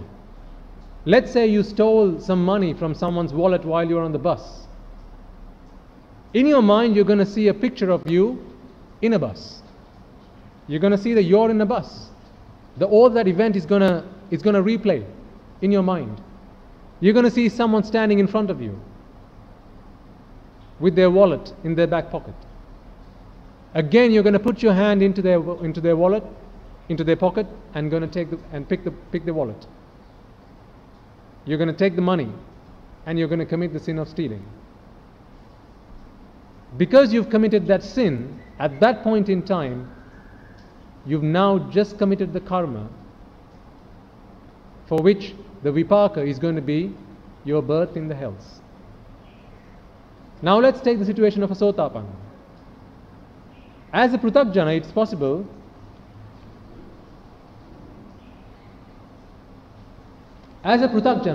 that you might have committed that sin, not knowing right from wrong. You were only an intelligent person, not a wise person. When you were just an intelligent person and you thought, hey, I've got a problem, I need money. What's the easiest way to get money? Steal it. So you again, at the moment of your death, the events unfold. Just like a recording of when you went on holiday, you can play on your TV. Similarly, in your mind's eye, you're going to see that event unfold. There's going to be a man standing in front of you. You're in a bus. He has a wallet in his pocket. But now you're a sotapanna. You understand the anicca dukkha anatta nature of this world. You realize, what is the point of me stealing this?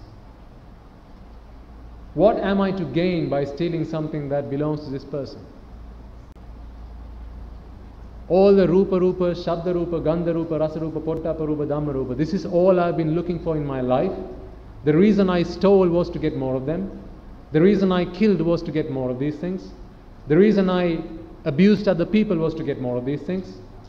But none of these things are meaningful to me anymore. At that point, you are not going to put your arm forward to steal. That is how your insurance plan saves you.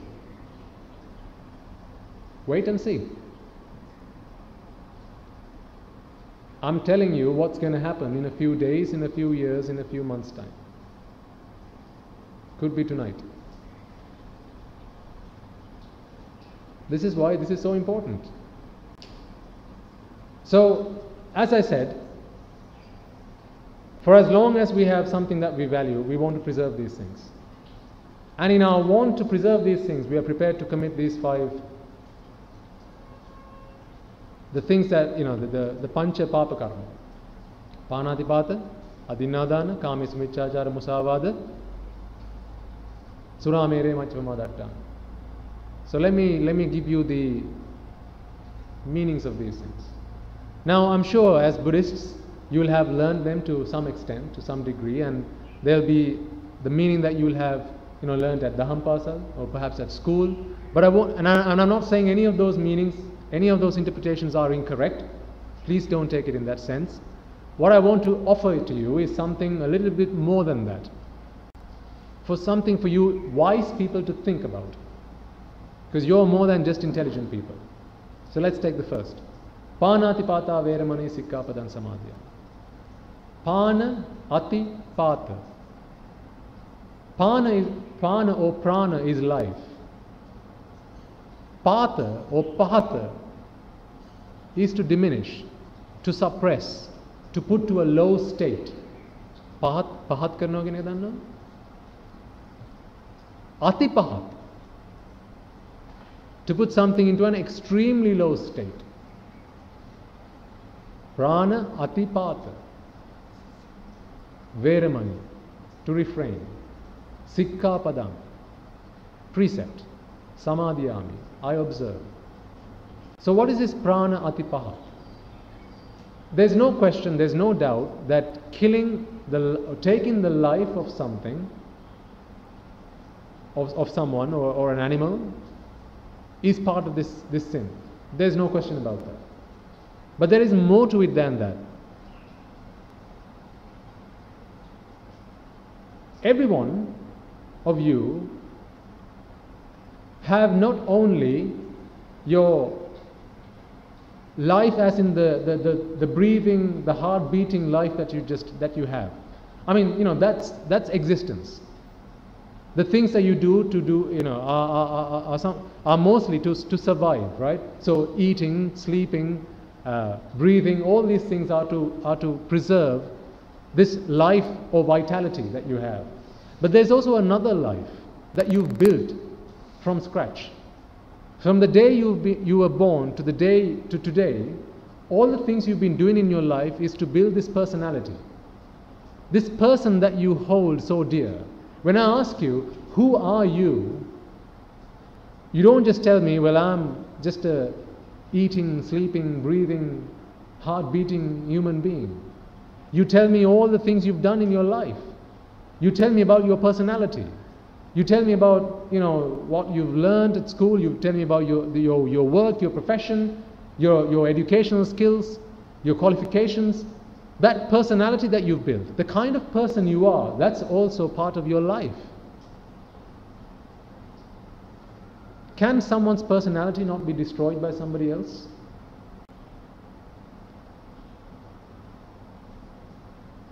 If I came up to you and in the presence of somebody else I said, this man, he's a completely useless guy. Think nothing of him. He's waste. He's a complete idiot. What does that do to your personality? Doesn't that damage your personality? It could be at home, it could be in society, it could be at school, wherever the case might be. I mean, think about some of the TV programs you watch. Political debates. What do people do? They slander each other. This guy, look at him, he's a complete useless fellow. He's a waste of space, he's a waste of time. Good riddance of him. Now, what they're not doing, what they're doing is not harming this person's life, but what they're doing is they're damaging this person's personality, his reputation. Reputation, personality is also something that you worked hard to build. So if someone does something to damage someone's reputation, someone's personality, by slandering them, abusing them, using trickery, all of that is also part of panatipata. So killing is not the only way of committing panatipata. Now you could be doing that. Again, remember, volition is what determines what the nature of your karma is, whether it's a good thing or a bad thing. So perhaps if you have a child at home and your child has done something wrong, then you might tell them off. You might scold them to say, what is it you've done? You shouldn't behave like this. It's completely wrong of you to do this. And they might feel that their personality is being being hurt, being damaged. But your intention is not to hurt them. Your intention is to correct them, to discipline them. But if you do that with the intention of damaging someone's reputation, someone's personality, then that is also part of Panatipata. Does that make sense? Adinadana. Stealing.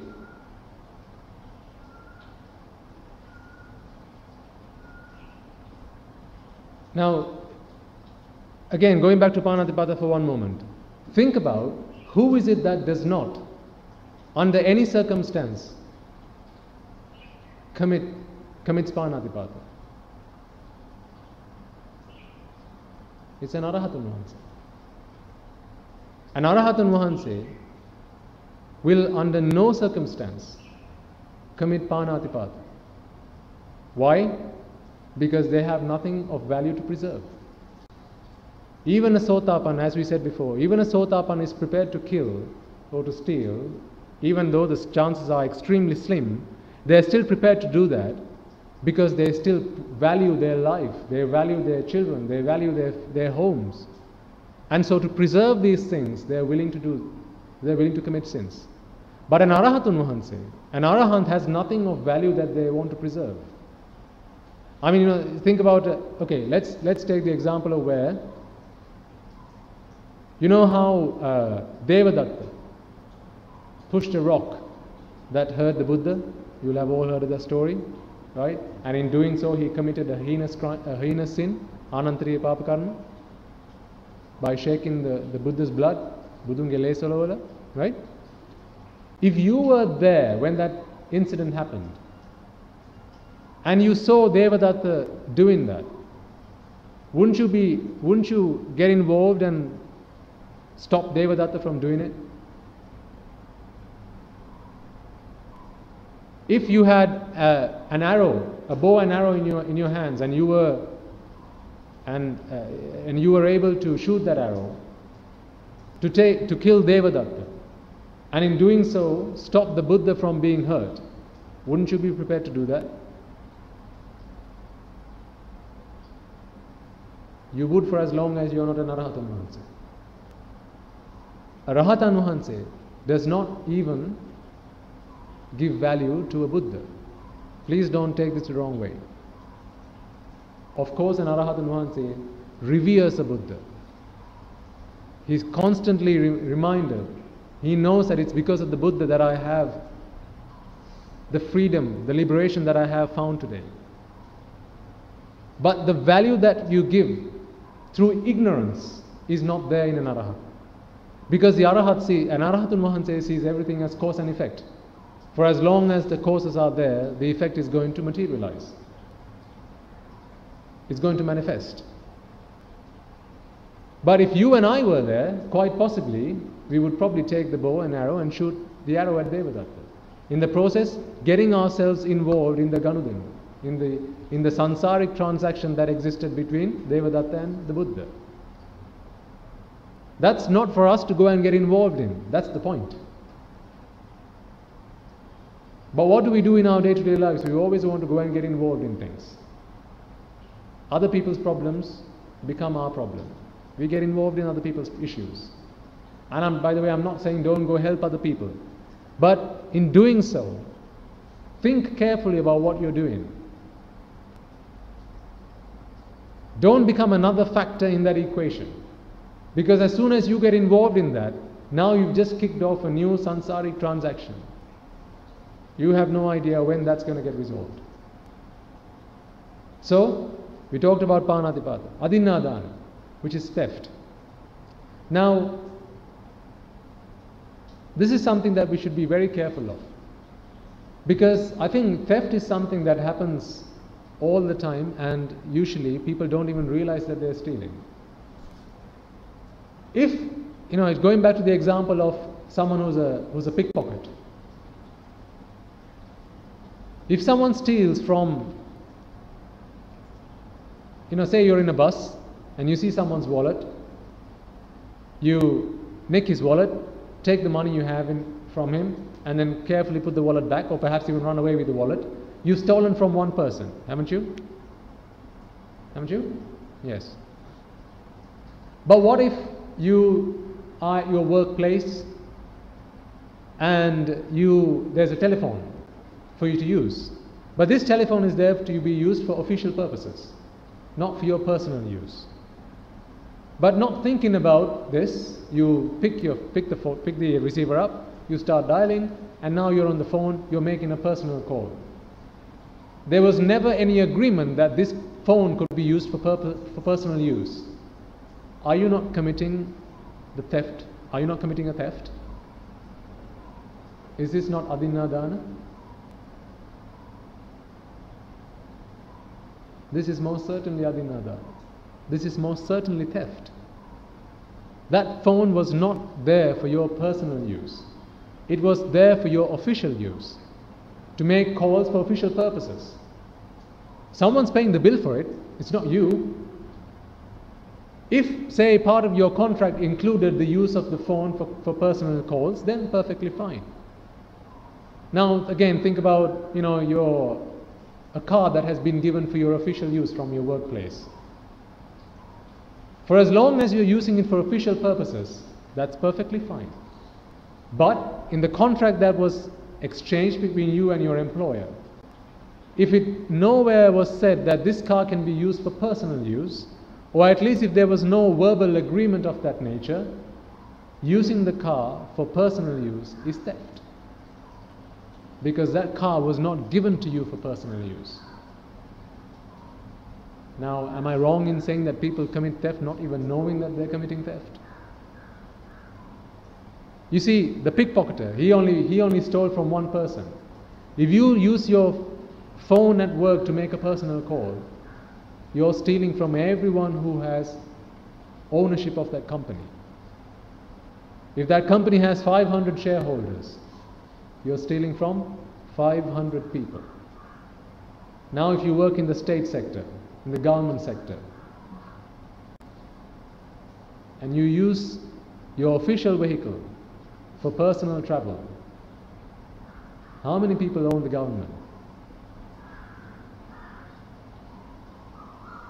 20 million, at least in this country. How many people are you stealing from? 20 million. The pickpocketer ends up in prison. You think, hey, this is just, it's my car, I can use it for whatever I like. Well, where did it say that you can use it for personal use? Where did it say you could use your work phone for personal use? Please take this the right way. I'm not trying to tell you off, and I'm not trying to say, hey, you're all thieves. That's not what I'm trying to say. But I want you to think. I want to save you from, if you're doing misdeeds, wrongdoings without knowing. If you've never thought about this, then that's why I want to encourage you to start thinking. People don't realize they're committing theft. Think about when you were a young child at school. Right? If you took something that belonged to the child that sat next to you, those days you didn't know right from wrong. His or her eraser was better than yours, so you picked it up and put it in your pencil case.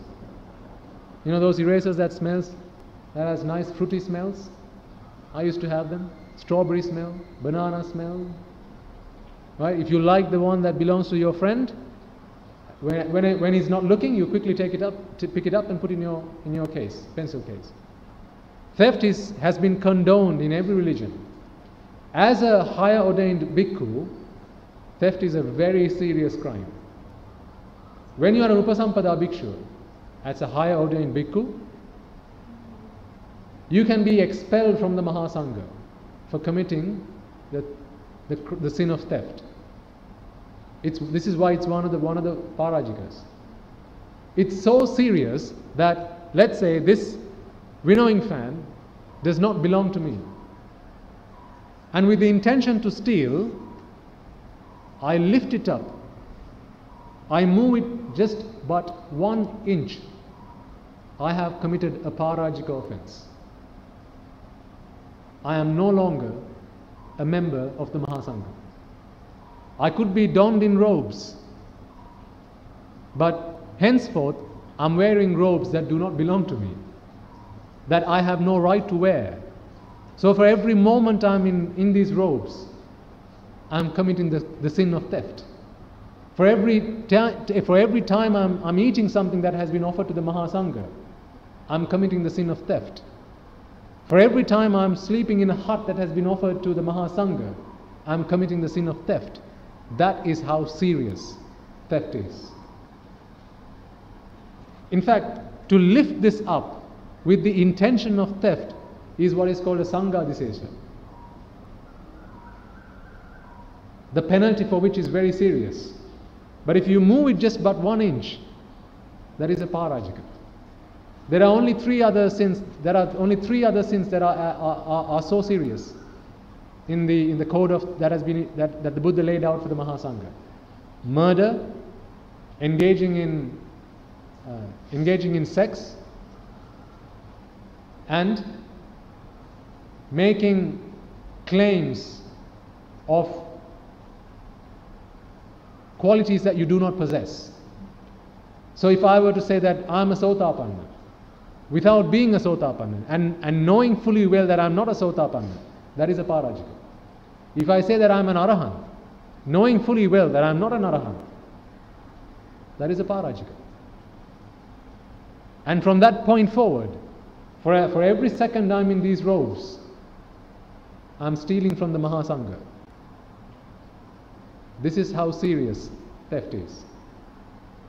So the reason I'm giving you this insight is, think, please, ladies and gentlemen, because this happens quite a lot, particularly at your workplaces. I know someone that listened to these sermons once, and because he used to use his work printer, and this happens, I'm sure, think about either yourselves or people that you know, right? When you want to print something off, the easiest thing to do is use your work printer. Switch on your laptop, connect your printer, print. And it's printing away. You're printing your kids' homework. With every page that comes out, you're stealing from everyone that has ownership of the company. You don't realize it's a sin, but when it's time to pay back, you will have to pay. So is it not best to be careful? Is it not better to be forewarned? This is why I'm letting you know. Okay, so that's adinadana. So be very careful. Kamesu miccachara. Now again, the conventional sense of kamesu miccachara in today's day and age is the engaging in sexual misconduct. This is what we learned in Dhampasa at school and so on. So generally, if it's when you engage in sex, either willfully or unwillingly, with someone else that is under the care or guardianship of parents or another man or another woman, so someone else's husband, someone else's wife, or someone's child without the consent of parents, and so on and so forth. All of that is indeed sexual misconduct. But what I want you to think about is, let's not stop there, because it's kamesu miccachara. Where in the Tripitaka does kama only restrict itself to sex? Because now we are only talking about the 5th kama, or pottabba kama, where you're engaging in seeking pleasure through sex. And when I say sex, it could be all sorts of things, right? I'm not going to go into any descriptions. You can all think about all these things. You're intelligent people. Where does it say that kama is only pottabba kama? What about rupa kama?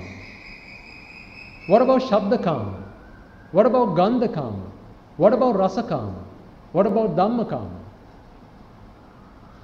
Aren't they misconduct? Isn't that all part of kama? Pancha kama. Rupa kama, shabda kama, gandha kama, rasa kama, pottabba kama. This is why when I speak of the 5 precepts, I don't use the word sexual misconduct. I use the word sensual misconduct. And I do that deliberately. Because these are the 5 senses through which one engages in misconduct. So what is misconduct then? Remember, the Buddha comes into this world to teach us how to attain Nibbana. To teach us how to remove the defilements that are raga, dvesha, moha within our minds. To throw out the garbage. The garbage that we have inside is a result of rupa kama, shabda kama, gandha kama, rasa kama, pottabha kama. Ka ama. Amaya kadan. Amaya, what is amaya? Amaya is something that's a delicacy. Have you heard of amurtaya? Ambrosia? Apparently it's the food of the gods. I don't know, perhaps. But amaya is something that is a delicacy, something that is of extreme value. Nivana or Nibbana is the amaya, is what is of most importance and most significance. Kala dano kila kiyane mokada? To destroy it. So amaya kala dano kila kiyane mokada? To hinder your path to Nibbana. This is why the Buddha says, Rupa Kama will hinder your progress to Nibbana. Shabda Kama will hinder your progress to Nibbana. Gandha Kama will hinder your progress to Nibbana. Rasa Kama will hinder your progress to Nibbana. Pottabha Kama will hinder your progress to Nibbana. So, whenever you're, it could be sights, it could be sounds, it could be taste, it could be smells, it could be sensual touch. So, or, physical touch. If any of these things you use in a way that hinders your progress to Nibbana, if you are intoxicated or if you indulge in them, all of that comes into kamesu miccāchāra. Kamesu miccāchāra, not kame sumiccāchāra. So again, even when you observe the precept, and you say, Kamesu Miccāchāra Veramani. Miccāchāra is the misconduct element of it. Okay? Miccāchāra. So, the point I want to get across is, it's not just sexual misconduct that is part of Kamesu Miccāchāra. That is only one part of it. So, for someone to point their finger at someone who is sleeping with every woman that they come across, or every man that they come across, for someone to be pointing at their finger and say, hey, you are always breaking the 3rd precept. Well, what about all of us?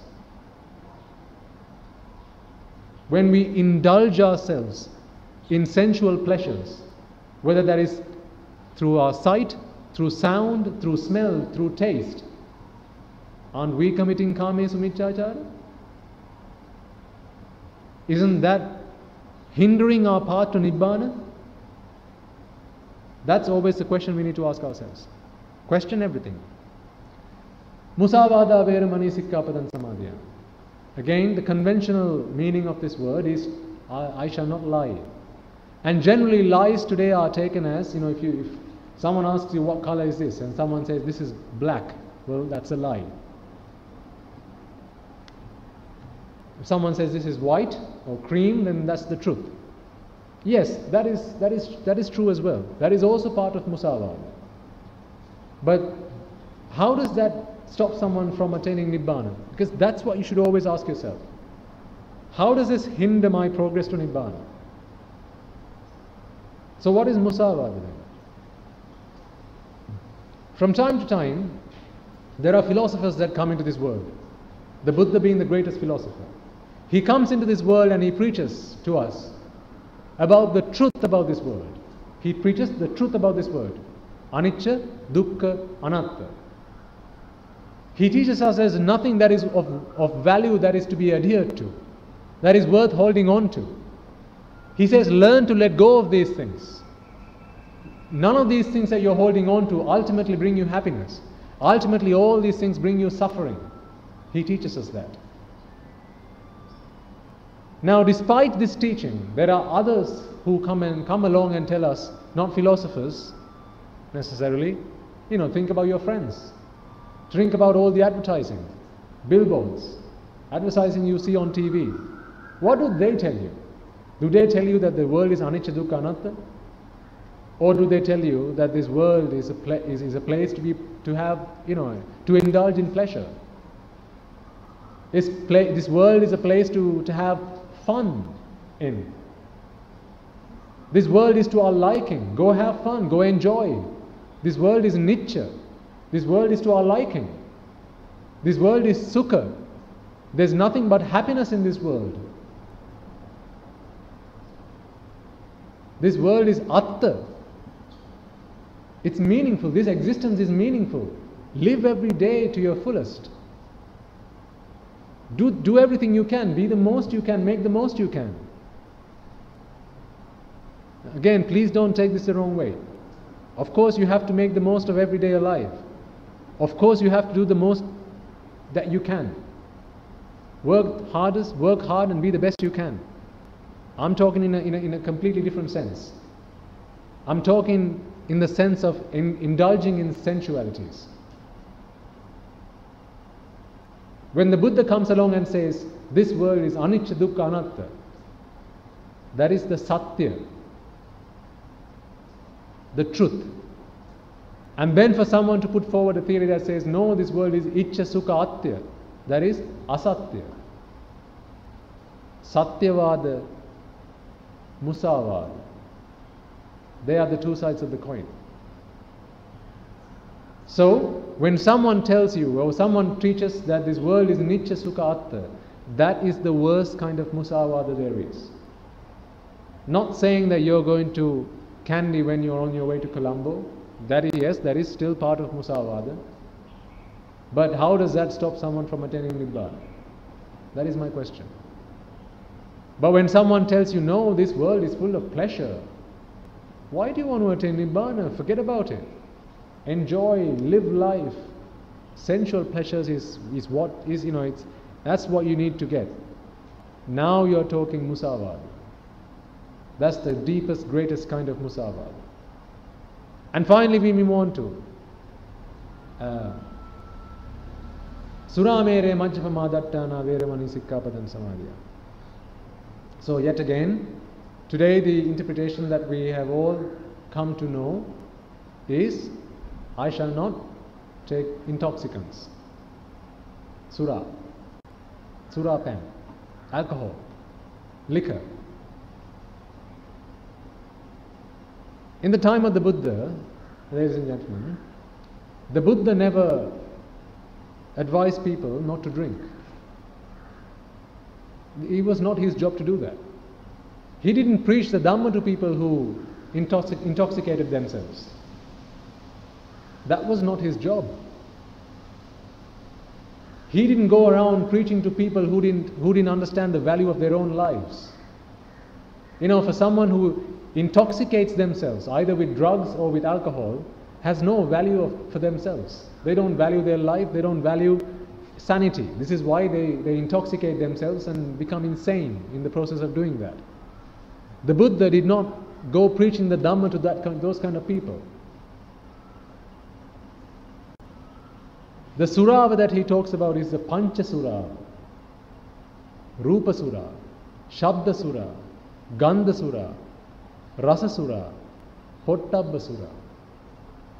Intoxicating yourself with Rupa, Shabda, Gandha, Rasa, Sparsha. Of course, taking alcohol is one type of intoxication. That could be Rasa Sura. What about all the other types? If all day long what you do is sit in front of the TV and watch TV, isn't that Rupa Sura? Haven't you just intoxicated yourself? Haven't you just hindered your progress to Nibbana? If all day long all you do is play your computer games and video games, if all day long all you can do is think of playing cricket or watching cricket, doing nothing else with your valuable life, all these seconds that pass by, when are you going to attain Nibbana? That's okay. That's just another sadhana. For as long as we are still alive, nothing else is a problem.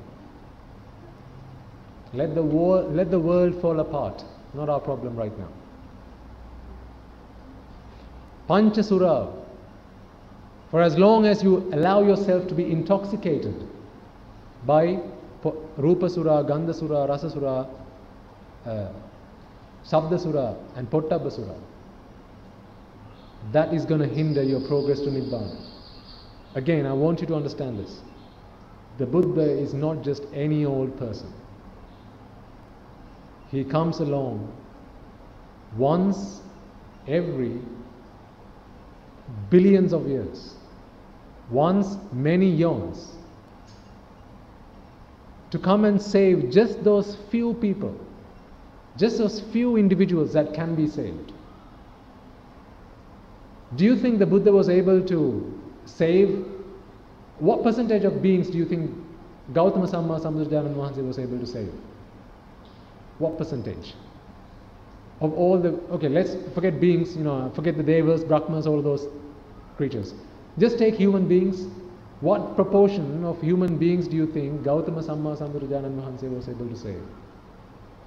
20%? 10? 5? 4? 3? 2? 1?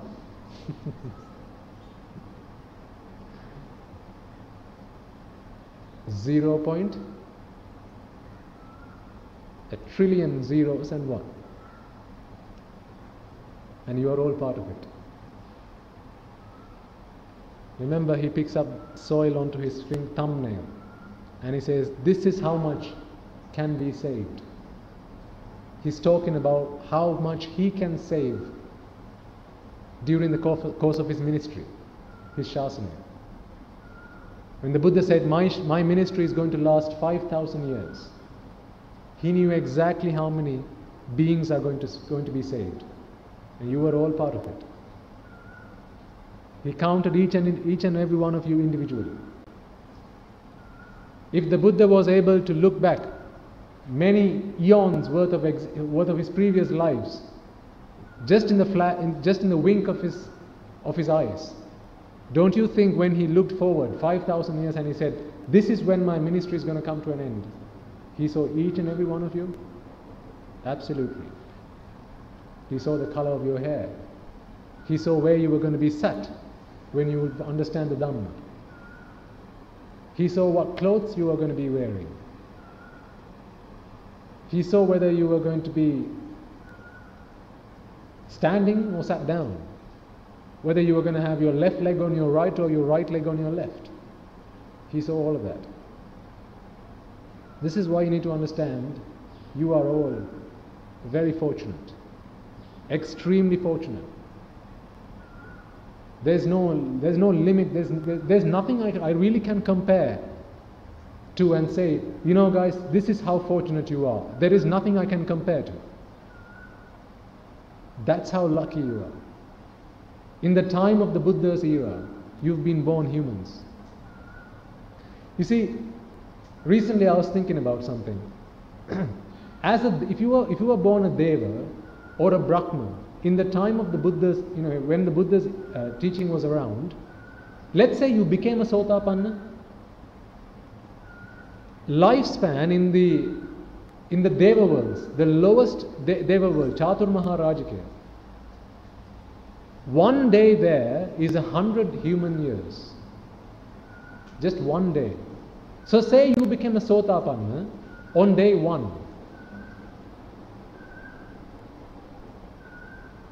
Say in the next few days you were able to practice the Dhamma and you became a Sakurdagami, Anagami, and eventually you became an Arhatun as a Deva in the Chatur Maharajika, which is entirely possible. If you had expired just, let's say, 50 days, or let's say 500 days, that's 500 human days, 5 days up there. You're going to be alive for at least another 5,000, 6,000 years. And Arahatun Mahansa has no interest in being alive. In fact, even the process of being alive is a pain to him. One day you're going to realize even the process of breathing is such a labor on me. It's such a pain. You know, when there's a sound, you have to turn your head and look, what's that noise? You have to then process it in your brain. You have to work it out. Every word I'm putting out of my mouth, you have to make sense of it. You have to work out the grammar, you have to work out the tenses, you have to know where to put your punctuation marks. Where do you think all this is happening? I'm not throwing out punctuation marks. No, you're doing all that yourself. So all that is happening inside your computer. Your mind's doing this. So your mind is busily working at it. So for every moment you're awake, for every time you're seeing things around you, you know, when you look at a fan and you see it's rotating. You look around, you see flowers, you see bees, you see trees. You see cars, you see vehicles, you see people moving up and down, going here and there. All these things you're processing inside your mind. Isn't all that something you have to do? All of that is stuff that needs to happen for you to be alive. But when you have no interest in doing it, at that point, does it not become a pain? Why do you think an Arahatun Wahanse goes into Nirodha Samapatti? Even after having become an Arahatun Wahanse, he seeks pleasure by attaining Nirodha Samapatti, which is where his mind comes to a stop. Thoughts don't arise in him for that duration of time. For a maximum of 7 days, he can be in that state. It's like Nibbana while you're still alive. So your thoughts arise, perish, arise, perish, arise, perish. Imagine at this point he goes into Nirodha Samapatti. Arise, perish, arises, perish, arises, perishes. And at this point, zero thoughts. It's like it's a dead person. Heart's not beating, lungs not working. And even the mind has come to a complete still for a maximum of 7 days, at which point he rises again. And then thoughts continue from that point forward. So an Arahatun Wahanse can go into Nirodha Samapatti. So, but why does he go into Nirodha Samapatti? That's the question we need to ask. Because even survival is a pain for him. Going round on arms is a pain for him. Having to wash himself is a pain. When you have no interest, do you take any pain, any labor? Do you exert any effort in preserving the things that you don't have any value for? When you go to the toilet, are you careful about how you flush your toilet? So so that when you flush, the water doesn't damage the what you've passed away. No, you don't care how it gets flushed. Why? Because you don't care about it. You give it no value. The girlfriend that you used to have, do you care what happens to her any longer? No, not my problem anymore. Why? I don't care about her now. But when she was your girlfriend, then you gave value to that person. And you were very careful.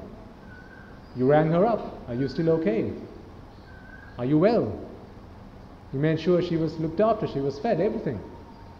But when you lose value for things, then from that point forward you stop preserving them. And life is just the same. This is why an Arahatun Wahanse has no interest in continuing existence. The only reason they do that is for our benefit. So that they can propagate the Dhamma. They can disseminate the Dhamma and help at least one more person remove themselves from samsara. I told you, I promised you I'll share a few stories.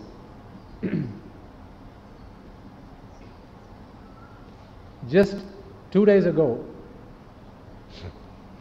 now the reason I'm sharing this with you is not because I'm here to tell stories. I'm not Katandarata. The reason I'm sharing these stories with you is because I know that there is always a large gathering of young people, especially children, who listen to these sermons, and particularly those who listen to these sermons online.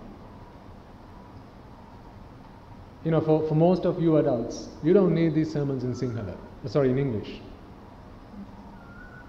For most of you, your mother tongue is Sinhala, and you can very well understand these sermons in Sinhala. but you take great efforts to bring your children here because they are your most prized, most valuable possession. And the same applies for those listeners abroad. There are lots of countries, I think about 40 odd countries now listen to these sermons. But what parents do is they bring their children together, and the parents sit down and listen to these sermons in English when they can, without any problem, listen to the Sinhala sermons. And I take, as I've told you before, and I take no shame in saying this, it's not easy to preach in English. Because the terms and that express the meaning that the Sinhala terms have is really difficult. But we still keep trying. So the day before yesterday, I had the good opportunity to speak to a few of our young monks at the monastery. And this monk, he is, when he left school, he was in grade 7. He tells me that, and I checked around and to verify this information, and it is true. He tells me that at school, when they had their sports meet one day, a friend of his, and this happened when he was in grade 6, a friend of his had, so because it was a sports meet, they had children or students visiting from other schools. So there were boys' schools and girls' schools and mixed schools, and so there's everyone in the school at that point. A friend of his had invited him to go to the toilet with him, to the lavatory. Not just for any old business, but he'd gone. He had taken, so one of the students visiting them for the school sports meet was his girlfriend. So he's in grade 6 and he's got a girlfriend. So the girlfriend is now in school, and now this guy takes his girlfriend to the toilet. And he invites this young person who is now a monk with us to go to the toilet with him. And then after they go in, this monk who is now ordained with us, he stands watching guard, as guardsman, watching out. He's the watch guard. And things start to happen. Everything you can imagine. And I tell him, be honest with me. Give me the full detail. Because I want to get this out of him. He's in grade 6. Or he was in grade 6 when this happened.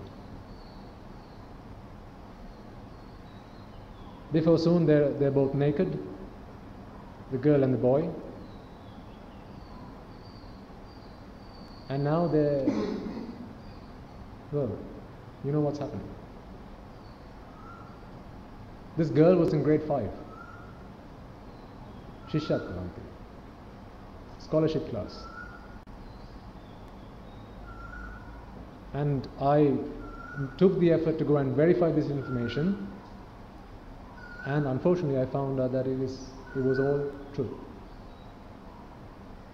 And he gives me full, vivid detail. Of course, he's shameful now of the things that he did.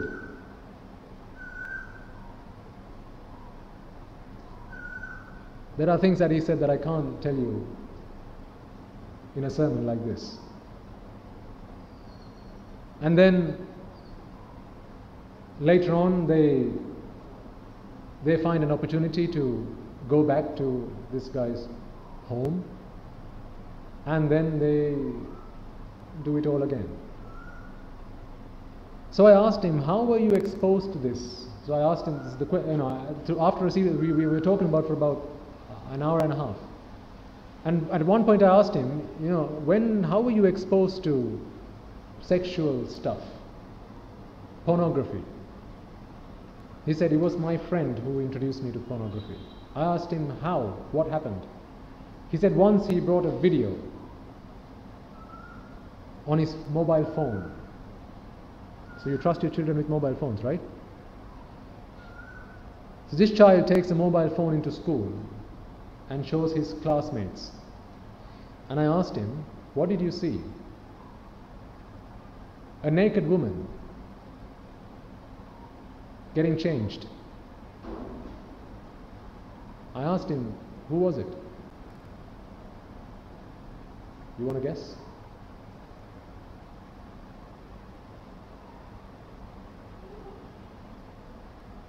It was his mother.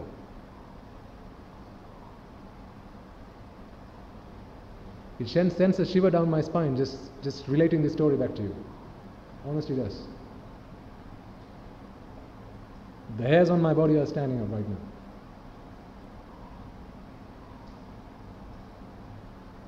His mother. So this guy, he's using his video-enabled camera phone, or he's using his camera phone.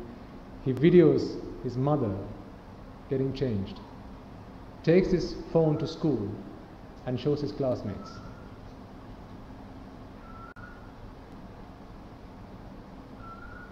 And then that's how he got introduced to pornography. And then he said, whenever my parents weren't at home, we had internet at home. I knew all the sites, and asked him, how did you manage to, keep it all secret? Oh, well, my friend taught me, you've got to delete your history. Don't leave anything in the downloads folder. Delete all of them. Go incognito. That's how you do it.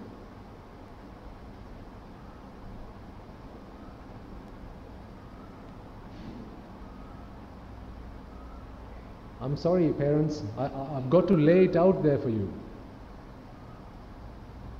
I know you're probably all thinking, no, there's no chance that my children could be doing this. I asked the parents of the young monk, how was your son back at, when he was with you? Did he have a girlfriend? No, Swami, no, so he didn't have a girlfriend. Little do they know. He'd done everything there was to be done. He'd lost his virginity at grade 6. Parents, I tell you, in a few years' time, there's not going to be one young child in Sri Lanka who will have lost his or her virginity at the age of 12. Today it's probably the age of 16. Before long it's going to be the age of 12. Take my word for it. If you don't give them the Dhamma, the whole world's falling apart. The entire world is falling apart. Evil is on the rise. It has been for a long time, but now it's just all over the place. You have no idea what your kids are up to. Mobile devices. I'm not saying don't give it to them, because that's not for me to say. That's for you to decide. These days you can't do your homework without the internet. What can you do? You've got to let them use the internet. You've got to let your children, kids have a mobile phone, because you send them on tuition classes. How do you know if they're safe? When they're running late, the only way you can keep yourself, the only way you can pacify yourself is by giving them a call, making sure they're okay. Because how can you trust them with a driver? Who knows what they're up to? I'm not trying to spread distrust among people. Please don't take it in that way. But what I'm telling you is what's happening out there. Things that you may not hear from elsewhere. Things that people don't like to talk about. But this is what's happening out there. Sex and drugs will prevail. Today, thanks to electronic devices, parents, you have no idea what your kids are up to. You think passwords are going to protect you? Don't you know that there are passwords that you can put into devices which, when you unlock, it looks as if everything's unlocked, but then there's another password which is underneath all of that. That's not visible on the surface. You have to be really tech savvy to know that. How many of you are tech savvy? I'll ask your kids. They'll probably all raise their hands up. So my point is, it's not about keeping them away from technology. That's not the answer. It's not about don't send them to school. Clearly that's not a solution. Of course, be careful about who they associate with. But there's just one thing that you can do to save them, and that is to give them the gift of Dhamma. Once your kids have the gift of Dhamma, once they realize that there is nothing in this world that is worth pursuing, there's nothing in this world that's going to bring ultimate happiness except for Nibbana. Raga, Dvesha, Moha is never going to bring me happiness. Happiness can only be found in letting go. Once they really understand that, that's the only time when they're going to be safe in this world. Otherwise, it's going to be too late for them. Do what you can to save them while you can. I know there was recently when we had the sermon in Panagodu at the army temple, a mother came and spoke to me at the end of the sermon, and she said, Swamin Wahansa, I have a young son who is now 20 years of age, and his father passed away when he was very young, so I am the only one to look after him. He's always been under my care, but now he's been going out with some friends lately, and he doesn't come and speak to me anymore. He locks himself up in his room. He doesn't come out of the room. I mean, see, the thing is, parents, today you think you can control your kids because they're still young. They listen to what you say. You can hit them if they don't behave as you order them to. You can shout at them, and they're still scared of what you do and say. But one day, when they're taller than you, when they're bigger than you, when they're stronger than you, the tables are going to turn. And on that day, you'll become the child and they'll become the parent. Before it's too late, make sure that's not going to happen. So that mother tells me, Swamin Wahansa, please can you come and speak to him? I said, well, please, I can't come and visit you at home, but bring him around if you can. He locks himself up all day long. He doesn't come out of the room. The only times he comes out is to again go out with his friends. He shouts at his mother. This is a young son that she went through all that, so much suffering to bring up. Haven't you done the same with your children?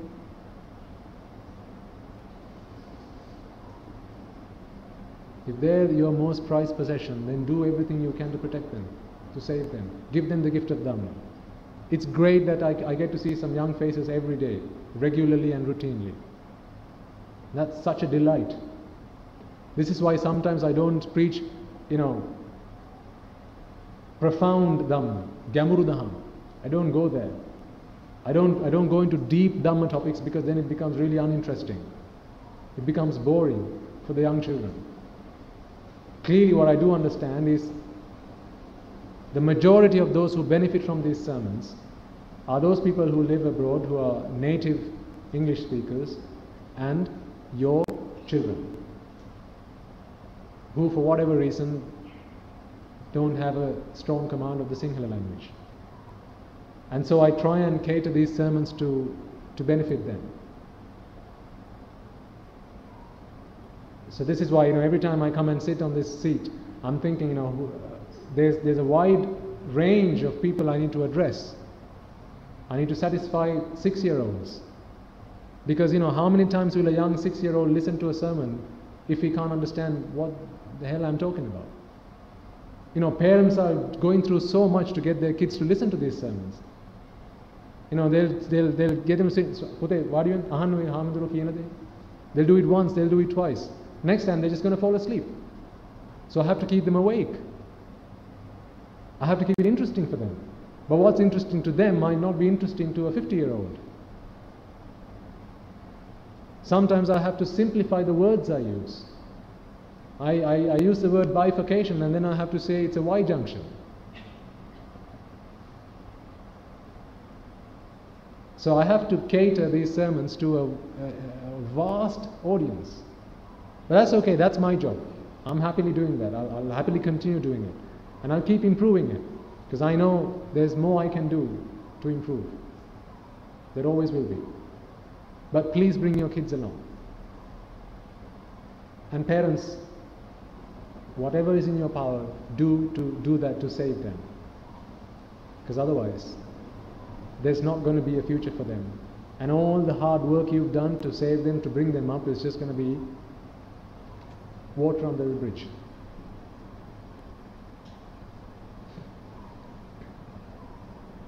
Okay. Do you have any questions before we conclude today's sermon?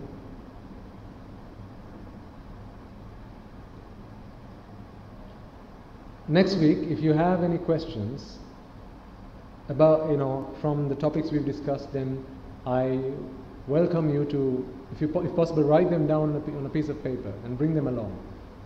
And then hand them over to me before we get started, so that I can cover those questions for you as well. Because right now we don't have a massive audience, and so you have the opportunity to put questions forward. One day there's going to be a large audience. That's not because I'm so good at preaching. It's because this is the Lord Buddha's Dhamma we're discussing, right? So one day there's going to be a large audience, and when that day comes, it may be not so easy. So next week, listen to the previous sermons. I think last week's sermon as well, we'll try and get it online. Please make some time to listen to it. It's on Skype, isn't it? There's a link to it on Skype, yes. So there's a Skype group. If you haven't joined that, then please join that Skype group. Please ask our organizers, they'll give you the details. On that Skype group, there's all the details about when the next sermons are, what times, if there's any delay, as well as links to previous sermons. And also, if you have the facility to record these sermons, because you can go and give it to someone else. If you go visiting friends, if you go to a party, it's just Bluetooth it over to someone else. Hey, I was listening to this monk the other day. I thought it was interesting. You're an intelligent man. Why don't you listen to it? See what you think. Just send it across. There was a gentleman who came who visited us last Saturday. He's a university professor, and he asked me, do I use LinkedIn? So I said I used to use it, but not anymore. But what he's going to do now is every time we do these sermons, he's going to record them or get the recording of it and then send them out through LinkedIn to his professional network, which I thought was an absolutely fantastic idea, because he sends them out to researchers and their students. People who are intelligent, people who think, people who question everything, people who don't take things for granted. That's exactly the kind of people you are. That's exactly the kind of people I want to talk to. Because that's the kind of people the Buddha gave his Dhamma to. This is the Dhamma for the wise. This is a Dhamma for intelligent people, for clever people like you all. So give the gift of Dhamma as much as you possibly can, and at the same time make sure you make the most of the time that you spend here. Okay. I think with that we'll bring the sermon to an end. So as I said, if you have questions, then bring them around next week. So before we conclude, let us all take a moment